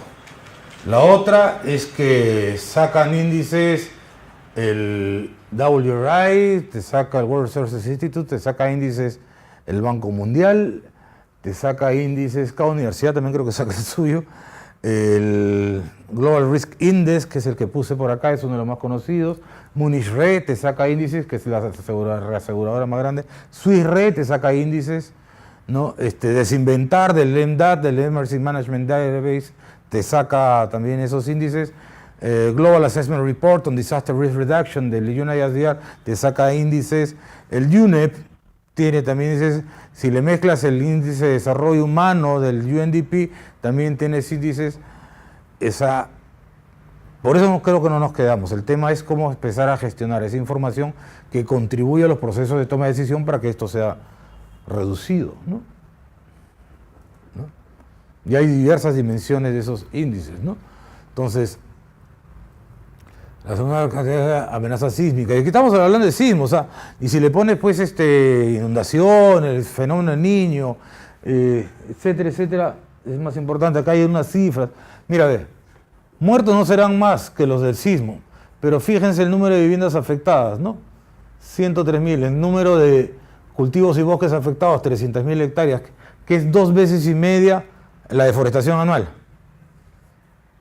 ¿No? O sea, mira, las lluvias te afectan, cultivos de bosque, 2 veces y media la deforestación anual. O sea, esto te está afectando tu sistema de desarrollo, ¿no? Por eso estoy convirtiéndolos a ustedes y que sean feligreses, comprometidos con la causa, ¿no? De que este es un tema de desarrollo, que esto es lo que hay que gestionar. Mitigar, todo lo que quieras, que es el desarrollo, que es la matriz, todo lo que quieras. Pero si no gestionas esto, tu sistema de mercado, de economía, etcétera, etcétera, se va a caer. Los que estaban pobres regresan a ser pobres. Sí. ¿Tu nombre, perdón? Bernardo. Bernardo. Que iba a integrar ese sistema. Luis Bernardo Sandra. María. Julio. Sí, sí. Que iba el hecho de integrar este sistema de gestión de riesgos ambientales o de cambio climático con la dimensión social y la dimensión económica, ¿no? Absolutamente. Los bancos tienen clarísima su sistema de gestión de riesgos de inversión, clarísimo. Pero en tema social no tenemos nada. Que no es un negocio, pues. Es el negocio del Estado. Por ejemplo, sin el solo hecho de que ya estemos en el momento niño, ya empezó a restringir, podríamos verificar con cifras de acá a 6 meses, los créditos aviados o entregados en Piura y en Tumbes para el sector agrario comparativamente a los años anteriores. Casi poniendo la mano al fuego, que van a ser menores. Porque no son arriesgar, oye, año niño no te doy nada, pues no sé que lo pierdas. Sin embargo, para eso están los seguros paramétricos, que no están basados en la pérdida, que lo está manejando Popular y Porvenir, si no me equivoco, que está basado en el índice de la temperatura, Alonso, el índice de la temperatura medido por la NOAA en el Pacífico 1 y 2, de 2 a más. Si tienes una temperatura de 2, te pagan, al margen de la pérdida, ¿no? Es un aliciente para tú estar invirtiendo en la reducción del impacto y te ayuda a gestionar ese bolsón de falta de financiamiento que nadie te da porque si tu chakra se la lleva el río, ¿no? A ver, ¿cómo hacer adaptación efectiva? ¿Cómo hacer? Complementarios. Bueno, te dice win-win, bottom, no, ¿cómo es? Top-down, bottom-up, izquierda-derecha, de derecha-izquierda, community-based, ecosystem-based, o sea, basada en ecosistema, basada en comunidad. Sea cual sea, tiene que ser contexto específico y considerar la variable en el proceso de gestión del desarrollo local. No es un plan aparte, sino que el plan debe tener este tema. Porque si no va a tener mi plan de cambio climático, mi plan de reducción de riesgos, mi plan de pobreza, mi plan de competitividad, mi plan de, no sé. ¿No? Pero el plan de desarrollo debería tener todas esas posibilidades, que eso sea lo que se ejecute y no que se guarde, como decía María hace un rato. Y estas alineadas con la perspectiva de desarrollo y los intereses de desarrollo. ¿Cierto? O sea, no es otro tema. Este es el tema. Pero siempre... Por ahí no, Julio.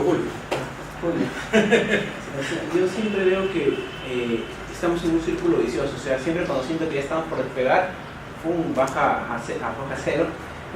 Este tema de acá, o sea, cuando yo veo que se habla o se toca la palabra planeamiento, planeación dentro del Estado, hay así un miedo, no sé, porque todo es relativo, le dicen todo lo que es planeación.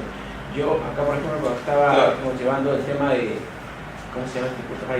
Planeamiento estratégico en plena de gobierno, justamente era el gran debate, ¿no? El enfoque de crecimiento o el enfoque de desarrollo. La planificación central del Ajá. desarrollo, Entonces, que es de los 70, ¿no? sino que en Los planes todo- quinquenales. Pero ya desarmamos el Sistema Nacional de Planificación. Claro, pero yo lo que voy es, ¿hay algún país que sin planificación se pueda desarrollar en términos paritariamente relativos? Estados Unidos no tiene un sistema de planificación, pero Sí, es que la planificación es un país, parte de los procesos. pero es No, una es que superpotencia.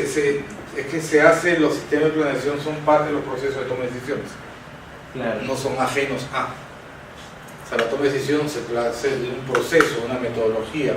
Quizás nuestro amigo Alonso pueda darnos un par de minutos, porque él es de la Escuela de Gobierno, ¿no? Gestión pública, con mayor razón, ¿no?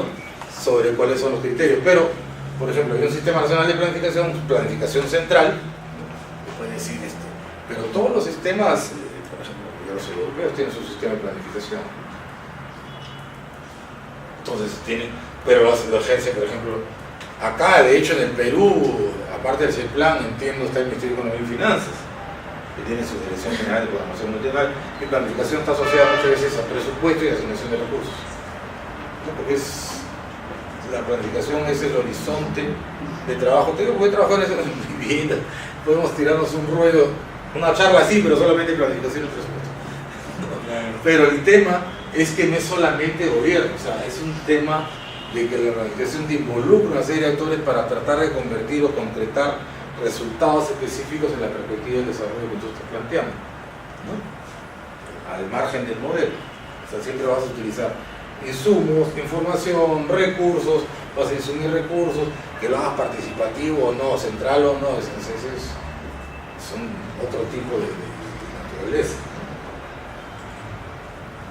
¿Ves? Y eso es lo que te decía, o sea, tienes política, claro, y te quedas en la política, ¿no? La política no te cambia el territorio solamente. O sea, cuando empiezas a trabajar todas estas medidas específicas y empiezas a identificarlas a nivel nacional, sectorial, territorial, regiones, municipios, y empiezas a trabajar a nivel de la familia, localidades, comunidades, es que empiezas a generar un cambio real, incluso de actitudes, ¿no?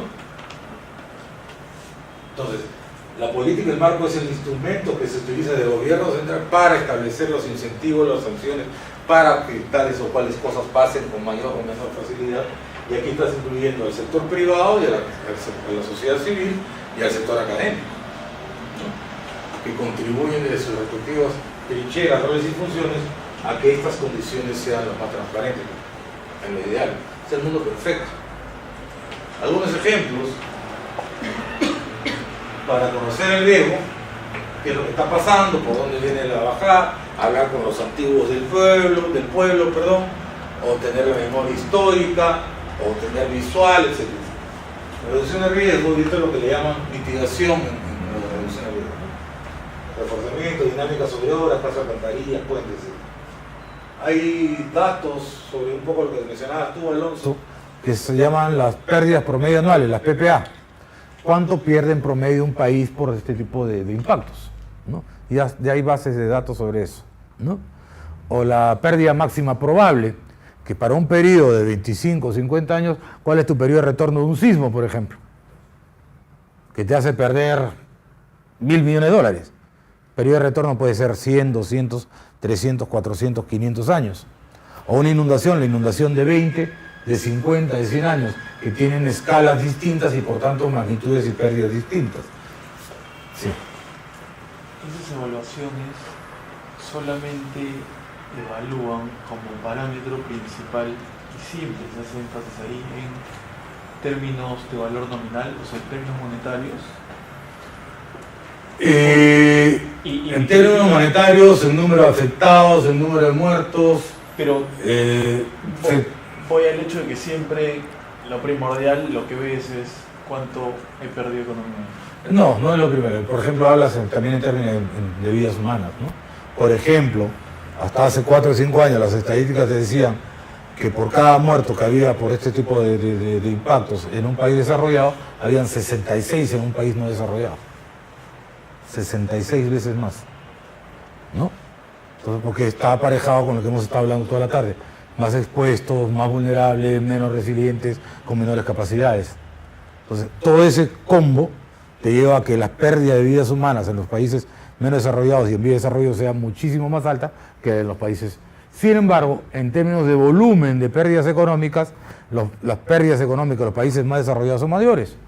Porque es lógico, tienen más infraestructura. Tienen más puentes, más carreteras, más túneles, más cosas, ¿no?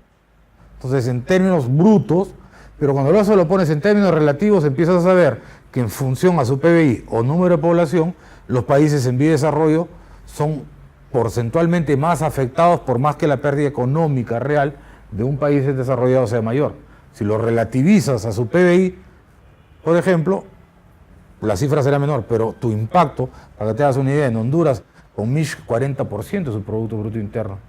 En Belice, con el huracán, no recuerdo el número ahorita, perdieron 140 o 180, el equivalente a 180 de su PBI.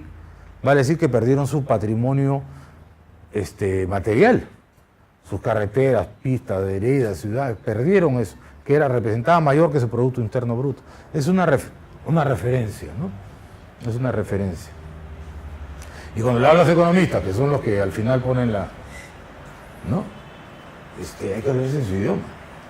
Muchas veces que no nos hagan caso a lo que sabemos algo de ambiente, sino que no hemos necesariamente sabido construir y hablamos en el idioma nuestro cuando hablamos con otro auditorio. Creo que ahí también está el origen de todo, ¿no?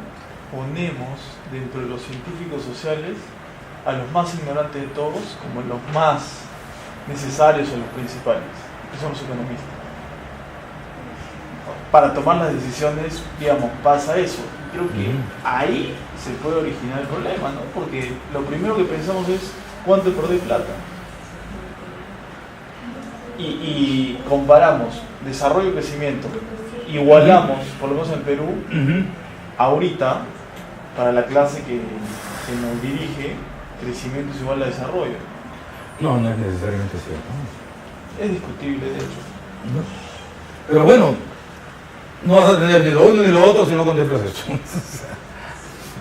O sea, a eso a lo que refiero, esto trasciende ideologías, trasciende. O sea, lo que no trasciende es el modelo. O sea, lo que se está demandando, Laudato Si, lo que estaba diciendo el Papa, lo que hemos estado hablando también con los modelos de la COP21, etc., es que hay una urgente necesidad de repensar el modelo. Profesor, Julio. Sí, Luis. Yo, por ejemplo, ahí yo siento que discrepo un poco porque yo sí siento que en el caso peruano el tema sí tiene mucho que ver con lo ideológico, porque no es ni científico, ni académico, ¿Qué ni intelectual, el hecho de tener una contención a todas las posibilidades de reforma unificadora en materia ambiental en el Estado peruano, cuando tienes de frente al MEF que te está bloquee todas las posibilidades, y cuando llegan buenos técnicos a buenos lugares dentro del Estado y terminan purgando a toda la gente. No es mi experiencia con el MEF, yo hablo en lo que conozco, que es esto, mi experiencia con los técnicos del MEF y con la dirección general del MEF, es que son gente muy preparada, que conoce mucho y está impulsando estos temas desde la perspectiva del Ministerio de Economía y Finanzas. Y como decía hace un rato, y que han sido modelo para otras regiones y para otros países de la región. Los modelos del Sistema Nacional de Inversión Pública, cómo considerar el riesgo para no perder, el tema de análisis costo-beneficio, que no sea solamente un tema económico, sino un tema social, ¿no? El análisis social de proyectos y cómo esos deben contemplar con todas estas variables para retener o reducir el riesgo o transferirlo, porque el riesgo lo asumes y lo retienes, va a decir, le haces frente, le haces tus obras de reducción, etc. O lo transfieres, sistema de seguros, ¿no? Que tenemos alrededor del 70% de los conflictos socioambientales en el país ligados a materia o a un origen de institucionalidad endeble ambiental. O sea, quiere decir algo, ¿no? Por ejemplo, yo lo digo por ejemplo de Tía María, por ejemplo, por el caso de lo que pasó en Bao con la minera Afrodita. Yo sé que el tema es más complejo. No entendí cómo se vincula con esto. Se vincula en el sentido de que, por ejemplo, nosotros estamos tratando de hacer mitigaciones. Mitigaciones de gases de efecto invernadero. Claro, no solo de efecto invernadero, o de cambio climático en general, ¿no? O sea, ojo, repito, mitigación del cambio climático, vamos a hablar de mitigación o reducción de las emisiones de gases de efecto invernadero, ¿ok? ¿De eso estamos hablando? En general lo veo como... O estamos hablando de mitigación como reducir el impacto de los desastres o qué, por favor, estamos... ¿no? Yo lo estoy viendo. Yo encantado, o sea, yo no estoy desactualizando nada, pero digo, si vamos a hablar de mitigación del cambio climático, es reducción de gases de efecto invernadero. Ya. ¿No? Entonces, ¿cómo se vincula eso? Y con esto que estamos hablando, que la gestión del territorio, la gestión del riesgo, no puede estar desactualizado ni desacoplado de la gestión del desarrollo, sea a nivel local, subnacional o nacional, donde los marcos institucionales no necesariamente es el problema de gobernanza que hemos también venido hablando, ¿no? Que no está necesariamente adecuadamente establecido y no hay mandatos claramente establecidos que te permitan cumplir con estos objetivos de vincular esa reducción de riesgo y esa adaptación con tus procesos. Que es cierto de que hay, y eso es lo que hablaba Lorenzo, ¿no?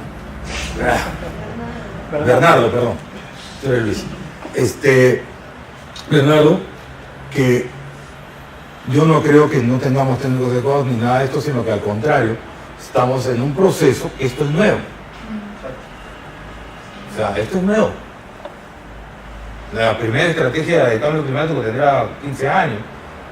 Por ejemplo, Sí, en María. el tema del arrendamiento territorial, San Martín fue el único departamento que intentó incorporar En la zonificación ecológica económica. el servicio de arrendamiento territorial dentro de su proceso administrativo. Así Y es. es muy difícil porque el Ministerio del Ambiente está todavía... Es normativo. Claro, ni siquiera todavía tiene... Promotor. Ese es el Leanse el reglamento de organización de Y obviamente el MES tampoco puede decir, porque hay muchas cosas de por medio, así y así tiene que ser, incorporar en este límite presupuestaria, Así es. pero de todos modos es unos casos más emblemáticos en el tema de ordenamiento porque lo incorpora dentro de este servicio y cada vez que se hacía un proceso de licitación para construcción de colegios, edificios, o lo que fuera, tenías que pasar por tramitar un documento que te diga que el área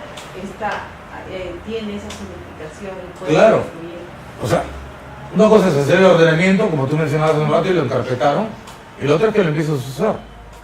Le gusta, ¿no? O sea, que empiezas a tener una serie de condiciones que dice, ok, aquí esta área es para producir soya y produce soya. Esta área es donde va a poder pasar la carretera, pero con estos términos y condiciones, haciéndole defensas. Ustedes saben, ahorita ha salido a raíz del escándalo de Brecht. 800 millones de dólares, un proyecto de una carretera transamazónica. Yo trabajaba en ese tramo, como les conté, de Madre de Dios. 3 años o 4 años después costó 2.400 millones. 6 meses después estaba interrumpida. No hay sanción. No hay responsables. O sea, no hay incentivos por cumplir la norma, pero tampoco hay castigos por no cumplirla, ¿no? Entonces, o antes, por ejemplo, en algunos países había lo que le llamaban match funds. O sea, tu gobierno regional o subnacional ponías 10 millones de dólares para reducir el impacto del desastre o del cambio climático, y el gobierno central o federal te da el equivalente, ¿no? Es una forma, o sea, yo pongo 10, tú pones 10, entonces empieza a gestionar más recursos. Y eso te va a permitir, por ejemplo, si tu problema es agrícola, o tu problema son las lluvias, o falta de agua, siempre hay problema con mucha o poca agua, entonces empiezas a desarrollar una serie de actividades que son... Y si se dan cuenta, esto ya de alguna u otra manera se hace. Lo que pasa es que no se hace necesariamente basada en información consistente. Y ni consistente tampoco con las políticas de Estado, ni consistente tampoco con los procesos que impulsan los propios ministerios. Y ese es el reto. No es que lo me esté haciendo mal, pero es, por ejemplo, el Ministerio de Agricultura ya empezó a sacar el tema de seguro agrícola, ¿no? Para transferencia del riesgo, ¿cierto? Entonces hay una serie de iniciativas que yo considero que Perú está en una posición, una condición que le va a permitir afrontar rápidamente estas condiciones. Esto es un poco lo que se hace, ¿no? ¿Y eso qué difiere de un programa de gestión de desarrollo agrario?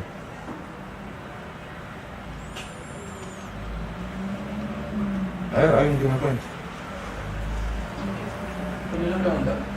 Este es un programa de desarrollo agrario. O sea, un poco que huele a que el sentido común es el menos común de los sentidos, dicen, ¿no? Sí. ¿Cuánta capacidad existe, desde tu punto de vista hoy día, en el país, desde los gobiernos regionales y el gobierno nacional, llámese MINAM, MINAGRI, para poder implementar estas medidas de adaptación acá en Putumayo? Para mí, no sabría acá en Perú, pero en general lo que he podido apreciar en otros países de la región es que se tiene claro el qué hacer, se tiene más o menos claro el cómo hacerlo, lo que no se tiene es el proyecto y la propuesta efectiva, ¿no? Que diga, ok, vamos a implementar el sistema de información agraria que cuesta $100.000 con el involucramiento de estos equipos. O sea, cada uno de estos temas es un proyecto. Cada una de estas acciones es un proyecto. O sea, ¿cuántos sistemas de alerta temprana? ¿Cuántas instalaciones? ¿Qué cuesta? ¿Cuánto sale? ¿No? Sí, Bernardo. En función a eso, ¿no crees tú? Bueno, yo estoy en los bomberos y considero que la gente o la cultura nacional es reactiva, Sí, no es preventiva. sí. Y de alguna otra forma, creo que ahí se origina un poco el hecho de planes, ¿para qué? Si cuando pasa, ahí recién. Claro, eso es lo que no he querido. Plan B, ¿para qué? No he querido llenarle la bolsa con el nuevo marco de acción, el marco de Sendai para la reducción de riesgo de desastre, que fue aprobado el 18 de marzo reciente, y que plantea 4 ejes. O sea, uno es el conocimiento, el otro es la inversión, pero ya no dice promover la inversión, no. Hay que invertir en reducir el riesgo, ¿no? O sea, y estar con el tema de recuperación y con el tema de gobernanza. Son los 4 ejes que deben estar. Poner recursos, invertir, tener el conocimiento, poner recursos, una gestión eficiente y una recuperación adecuada, ¿no? Esos son los 4 pilares a nivel global hasta el 2030, que se vincula fuertemente con lo que hemos estado hablando, que es el conocimiento, poner recursos, ¿no? Y una gobernanza adecuada para hacer la gestión del desarrollo del país, ¿no? Entonces, en el sector de la agricultura, una serie de cosas, ¿no? Como te decía, hicimos la evaluación en Piura con el fenómeno del Niño, un pico de temperatura en la época de floración del mango, el 95% del mango, no hubo mango, ¿no? Y el 70 u 80% del mango de exportación de Perú sale de esa región de San Lorenzo, ¿no? Entonces, ¿qué hace? Mientras el sector público empieza a sacar su política de promoción, la PEM nos invitó y pum, y empezó a trabajar ya con sombras y no sé qué tanta cosa. Son 2 ritmos distintos. La Asociación Peruana Exportadora de Mango nos invitó muy rápidamente a que demos una charla y ellos pusieron a sus técnicos y a ver cómo podían hacer para evitar cuando venga el próximo niño, ¿no? O sea, te das cuenta, las velocidades distintas son responsabilidades distintas. ¿Por qué el Estado tiene que necesariamente hacer? Lo que puede hacer el Estado es promover, facilitar, coordinar, etcétera, ¿no? Pero el sector privado vela por sus intereses, ¿cierto? Igual pasó con el limón, ¿no? Que no amarilla. O sea, el limón en época niña, por alguna razón, por la temperatura, no amarilla, no sé qué pasa, pero no se pone, se queda verde. No lo puedes exportar. No. Entonces, falta agua, le pones reservorios, canales, o sea, ¿cómo vas a hacerlo? Pones una gran represa, ahora con el deshielo del Santa, Coropuna, Salcantay, etcétera. ¿Qué es lo que haces? Una gran represa, o empiezas a hacer pequeños reservorios a nivel comunal. O sea, esas son decisiones de política que hay que trabajarlas participativamente, ¿no? La cuenca del Rímac carga 500 metros cúbicos por segundo. Ustedes saben que el Rímac carga de 12 a 19 metros cúbicos por segundo por año. El año niño ha llegado a cargar 500 metros cúbicos, el 97-98 cargó 200 metros cúbicos y se tiró los rieles del ferrocarril central. Ahora, tenemos 3 meses para ver y qué hemos hecho del 98 a la fecha. Pero en el tema de los reservorios y de las presas también está como que regular el aprovechamiento, ¿no? Porque caso Santa, su caudal mínimo es de 40 metros cúbicos y puede llegar hasta los 1200. Sin embargo, los agricultores de la margen, tanto derecha como izquierda, que permiten el Trujillo y el Chimbote, a veces no tienen agua. Y no tienen agua y la mayor cantidad de agua finalmente termina siendo desviada por ahí por el proyecto Cohechos. A ver, no, Cohechos está más arriba. Mira, el caso con Chavimochi, el Chimbote le peña acá más el Chim, para el lado del Chimbote, Chavirú, Mochi Chicama para el lado de arriba. Por ejemplo, te baja el agua de Santa con el problema de glaciación, ¿qué ocurre? Deshiela más, ¿qué ocurre? Arrastra más, ¿no es cierto? Si arrastra más, ¿qué ocurre? Se pone más turbio. Ya en Virú han tenido que hacer un desarenador más para quitar esa arena en exceso, porque eso les estaba taponando los sistemas de riego tecnificado. Esa es adaptación. Y ellos no se han dado cuenta que lo están pagando más porque hay el deshielo, y el deshielo es por el cambio climático. Ahí era muy fácil identificar que esta medida era específica por el cambio climático, no era porque es hasta no. A mayor arrastre por el deshielo, mayor erosión, mayor turbidez, a mayor turbidez, les estaba colapsando, clogging le llaman los sistemas de riego tecnificado. Pusieron un desarenador que les costó creo que $1 millón o $1 millón, no me acuerdo. ¿No? Ya lo han puesto, ya ahorita. Y en la otra, para el margen derecha, agarra Chavo, Virú, Moche, Chicama, como ya tienes el agua, ahora estos pobladores que tú dices probablemente están en las zonas de los vertederos de Macías o en las zonas más bajas, que no deberían estar ahí porque el ordenamiento territorial no se lo debería permitir, pero ya están ahí porque ahí tienen agua cerca, pues y después se reclaman, ¿no? Pero bueno, eso es harina de otro costal. Agarras y tienes que en Trujillo tú excavas esa zanja, voy con mi amiga la arquitecta Lourdes, y a 50 centímetros tengo la napa de freática. ¿Por qué? Porque como yo tengo el agua arriba, yo no estoy haciendo pozos. Y yo no estoy gestionando los pozos. Como no tengo pozos, la napa... O sea, ahorita hago zanja en su Trujillo, encuentro agua. O sea, es todo un proceso de gestión, donde el tema de ambiente es un problema importante del tema de desarrollo, ¿no? Manejo integral de plagas, reforestación, conservación de la biodiversidad. En costas, lo que le decía hace un rato el marino, yo agarro y quiero probar el turismo, en lugar de hacer un turismo responsable, pongo los hoteles pegaditos al mar, ¿no? Y lo pongo así en una zona que además tiene terremotos. Un tsunami. Cuando fue el terremoto, hay una anécdota curiosa en la región, que 2 simulacros de tsunami se han llevado a cabo después de 2 alertas reales de tsunami. O sea, se iba a tener un simulacro de tsunami en el 2007, en octubre, ¿no? Que se venía la alerta desde Honolulu, pasaba por Galápagos, llegaba después a toda la costa pacífica, ¿no? El 15 de agosto del 2007, 2 meses o 3 meses antes del simulacro, se presentó el terremoto de acá, y una alerta que se llevó hasta Chile, Costa Rica, todos los sistemas de alarma funcionaron pésimo, ¿te das cuenta? Porque ahí tienes a la gente en la playa y se puede ahogar. O cuando vino el terremoto de Fukushima, el reciente, la crisis nuclear en Japón, se hubo alerta de tsunami acá. Y en Panamá se iban a la costanera a ver cómo venía la ola. O sea, ¿no? Y acá en la punta se supone que si hay un terremoto y se retira el mar, puede llegar en más o menos 30, 35 minutos y con olas de hasta de 3, 4 metros, ¿no? Pero bueno, aparte que cuando se calienta el mar, pues cambian las especies pesqueras, ¿no? Y el problema es que cambia la especie pesquera, que también tienen valor comercial, pero los aparejos de pesca son distintos. Y no tienen la praxis de utilizar ese tipo de aparejos, ¿no? Manejo de vertimientos y descontaminación. Sistema de alerta temprana, y no es solamente la alerta, es lo que estamos hablando de ocupación y uso del territorio, ¿no?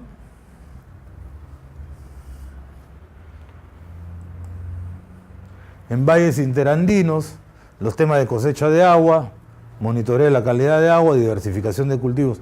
Pero ese tema de diversificación de cultivos, que es una estrategia de sobrevivencia del agricultor andino, que tiene 10 cultivos, por lo menos 3, 4 le sirven, ¿no? Porque están en función a los diversos rangos de temperatura y precipitación, ¿no? Manejos de humedales, bofedales, recuperación. O sea, el tema de suelos y de agua son importantes, la pérdida de cobertura forestal, todos esos son temas que hay que contemplar en los diversos ecosistemas. Aquí están pues las vicuñas, las alpacas, allá arriba, ¿no? O sea, los páramos y bofedales, ¿no? Una pregunta. Sí. ¿Cómo ve usted la posibilidad de poner en valor el sistema vial andino, el Capac-Ñan, como parte de una estrategia de adaptación a un posible desastre natural?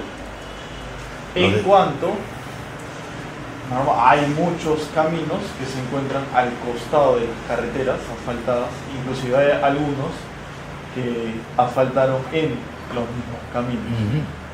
Bueno, una cosa de patrimonio cultural, ¿no? O sea, ese es un tema de levantar y entiendo que el Capañán ya ha sido declarado Patrimonio Cultural de la Humanidad, ¿verdad? Entonces tiene otra función, que no le quita su uso.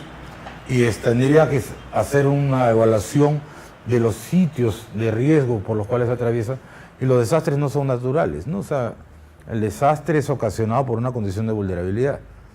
O sea, lo que pasa es que antes se decía desastre natural para que asociarlo a los fenómenos naturales y no fuera asociado a una guerra, a un derrame químico, a una cosa. Pero se quedó como desastre natural con esa acepción, esa semántica de que es natural que ocurra un desastre. No, eso no es así. Y un poco que ya la terminología está tratando que sea los desastres asociados a fenómenos, por ejemplo, ¿no? Los fenómenos naturales, para que no se tenga esa acepción de que es natural tener un desastre, ¿no? Y sobre tu pregunta es un poco eso, ¿no? Ver cuáles son las zonas de riesgo y si es que esa infraestructura prehispánica aún pudiera potencialmente cumplir una función real, no más allá de la turística y arqueológica, ¿no? Es que justamente la propuesta de Capañán no solamente es turística, Yo no lo he visto, ¿no? sino es poco... Es válido. Y ver qué población, por dónde pasan con poblaciones actuales, magnitud de servicio, qué tipo de servicio y cuáles son las áreas de riesgo y si es que ese camino potencialmente pudiera ser usado como una vía alterna o principal para abastecimiento o alerta o algo, ¿no? Pero esa es cuestión, darle otra dimensión, lo cual suena muy interesante. Si tú estás involucrado, es una dimensión que pudieras explorar y con todo gusto pudiéramos conversar al respecto en su oportunidad, ¿no? Carlos Loremol es uno de los impulsores, también entiendo, de este tipo de iniciativas. Y la otra es que cuando yo me fui habían 10 proyectos, ahora hay como, no sé, un montón de proyectos, ¿no? Ahora levantas una piedra y sale un proyecto, ¿no?, de cambio climático. Lo cual me parece bien. Nosotros hicimos el esfuerzo en ese momento de identificar cuáles son las áreas, como lo del Capañán que estamos haciendo, cuáles son las áreas críticas. Y utilizamos una serie de ponderaciones y criterios, ¿no? Como por ejemplo, los productos de agrobiodiversidad, ¿no? Las zonas críticas por impactos del cambio climático, las principales, el mapa de peligro, el índice de desarrollo humano, ¿no? Entonces, con esas 3 capas empiezan a aparecer hotspots, ¿no? Las zonas rojas, donde son pobres o hay problemas de desarrollo, donde hay amenazas importantes y donde hay agrobiodiversidad bajo riesgo, ¿no? Entonces esas son las áreas que potencialmente pudieras intervenir. Lo que no quita que puedas intervenir. Por eso Santa, Cusco, Apurímac, esto no sé de dónde salió tanto. Este es de Mantaro, ¿no? Sí, claro, porque hicimos trabajo de base ahí y acá. Entonces mira, y acá en San Martín también, ¿no? Entonces te das cuenta, hay una concentración específica, lo que me parece genial, porque de alguna manera han utilizado la información que generamos en ese momento, ¿no? Y que ha servido para concentrar acciones en las que nosotros consideramos en esa oportunidad las áreas potencialmente más críticas, ¿no? No es coincidente que estén concentradas en esa zona. Y ya para finalizar, están las famosas Intended National Determined Contribution, las propuestas de contribución nacional. Estas son la adaptación y, como decíamos, las que son compromisos vinculantes ante la convención. Yo voy a hacer esto. La de mitigación se las deben haber conversado hoy día en la mañana o ayer, ¿no?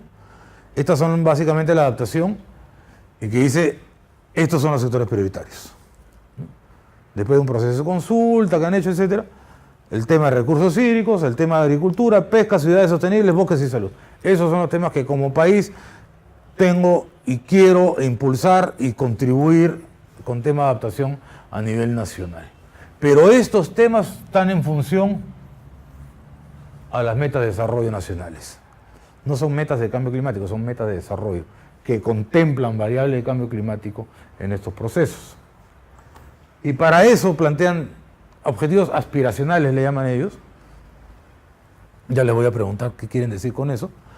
Pero reducir el número de afectados y damnificados a causa del cambio climático. O sea, son cifras. De hecho, el marco de Sendai, si quieren revisarlo, también pone metas globales que te dicen disminuir el número de muertos por cada 100.000 habitantes, ¿no? Disminuir el número de afectados por cada 100.000 habitantes a nivel global. Eso significa que hay que medirlo a nivel nacional. Y esto está en esa línea. Reducir la vulnerabilidad de la población y su medio de vida ante el riesgo de desastres climáticos.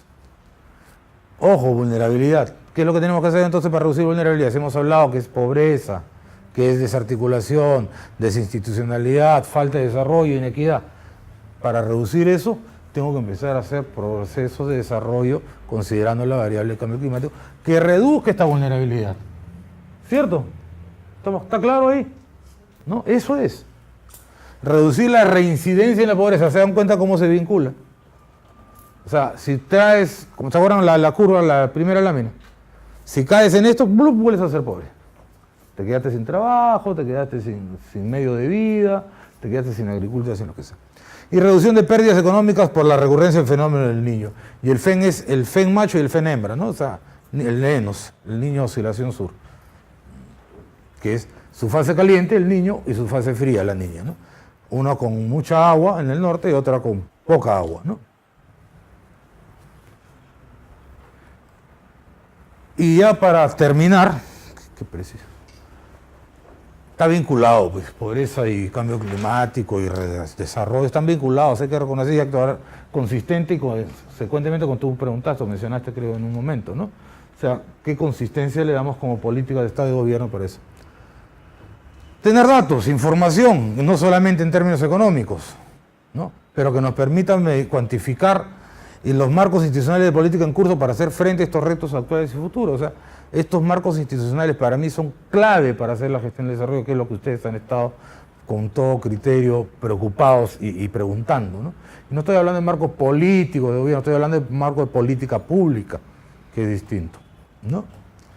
No nos olvidemos que la región es mega diversa, mal que bien somos gobiernos democráticamente elegidos, tenemos marcos regionales de política de integración, de gestión del desarrollo y del riesgo, mecanismos de control, tenemos contralorías, defensorías, Congreso de la República, Poder Judicial, o sea, hay un contrapeso de poderes y somos susceptibles de captar importantes recursos. Eso es Latinoamérica. Podemos ser socios de nuestro propio desarrollo. Se sale un río en China, 200.000, 250.000, 1 millón de afectados, ¿no? La inundación más fuerte que fue en Bolivia hace un par de años eran 20.000, ¿no? Entonces, en términos de números, las cifras de Asia son altísimas. En términos de pobreza, bueno, nosotros en general somos países de renta media. Tenemos bolsones de pobreza, ¿no?, con indicadores del África subsahariana todavía en determinados sectores, pero en general somos países de renta media. O sea, la cooperación, démosle elementos a la cooperación como estos que les permita apoyarnos a construir estos procesos de los que hemos venido conversando en estas pocas horas. Finalmente, lo que les decía, fomentar la ciencia, tecnología, investigación, educación para el desarrollo. Entonces, este es el promedio de América Latina y el Caribe, que no es muy alto para educación, ¿eh? Este es el promedio de Centroamérica, y que solamente llegan Panamá y Costa Rica. Miren el resto. Y este promedio es bajo, ¿no? Problemas ambientales no se solucionan con temas ambientales. Este es un tema de desarrollo. O sea, con tema de política pública, económica, social, como ha dicho Bernardo, Luis, tú también, ¿no? Y que lo que no se incluye explícitamente no se hace implícitamente. O lo dices y lo haces, o no lo mencionas, lo das por implícito, nadie lo hace, ¿no? La cosa pública, lo que no está escrito no se cumple, ¿no? Considerar procesos democráticos y con incremento de gobernabilidad es un poco lo que hemos venido conversando. La participación, el involucramiento, el hecho de que ustedes sean parte activa de la sociedad, la juventud como agente de cambio, etc., ¿no? Y aparejar, y esto es lo que decía, definimos la política, la estrategia, el plan y ahí nos quedamos. No, hay que poner eso con asignación real de recursos.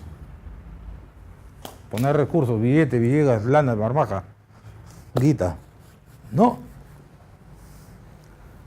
Y mecanismos de rendición de cuentas. ¿En qué región del país han metido como 7.000 millones de soles, ¿no? Y sigue con los índices de pobreza altísimos, ¿no? No hay. Y faltan mecanismos de incentivo y de sanción. Los de sanción están aparejados a la responsabilidad. ¿Cierto? Bueno, muchachos, eso es. Gracias por su tiempo y sobre todo su paciencia.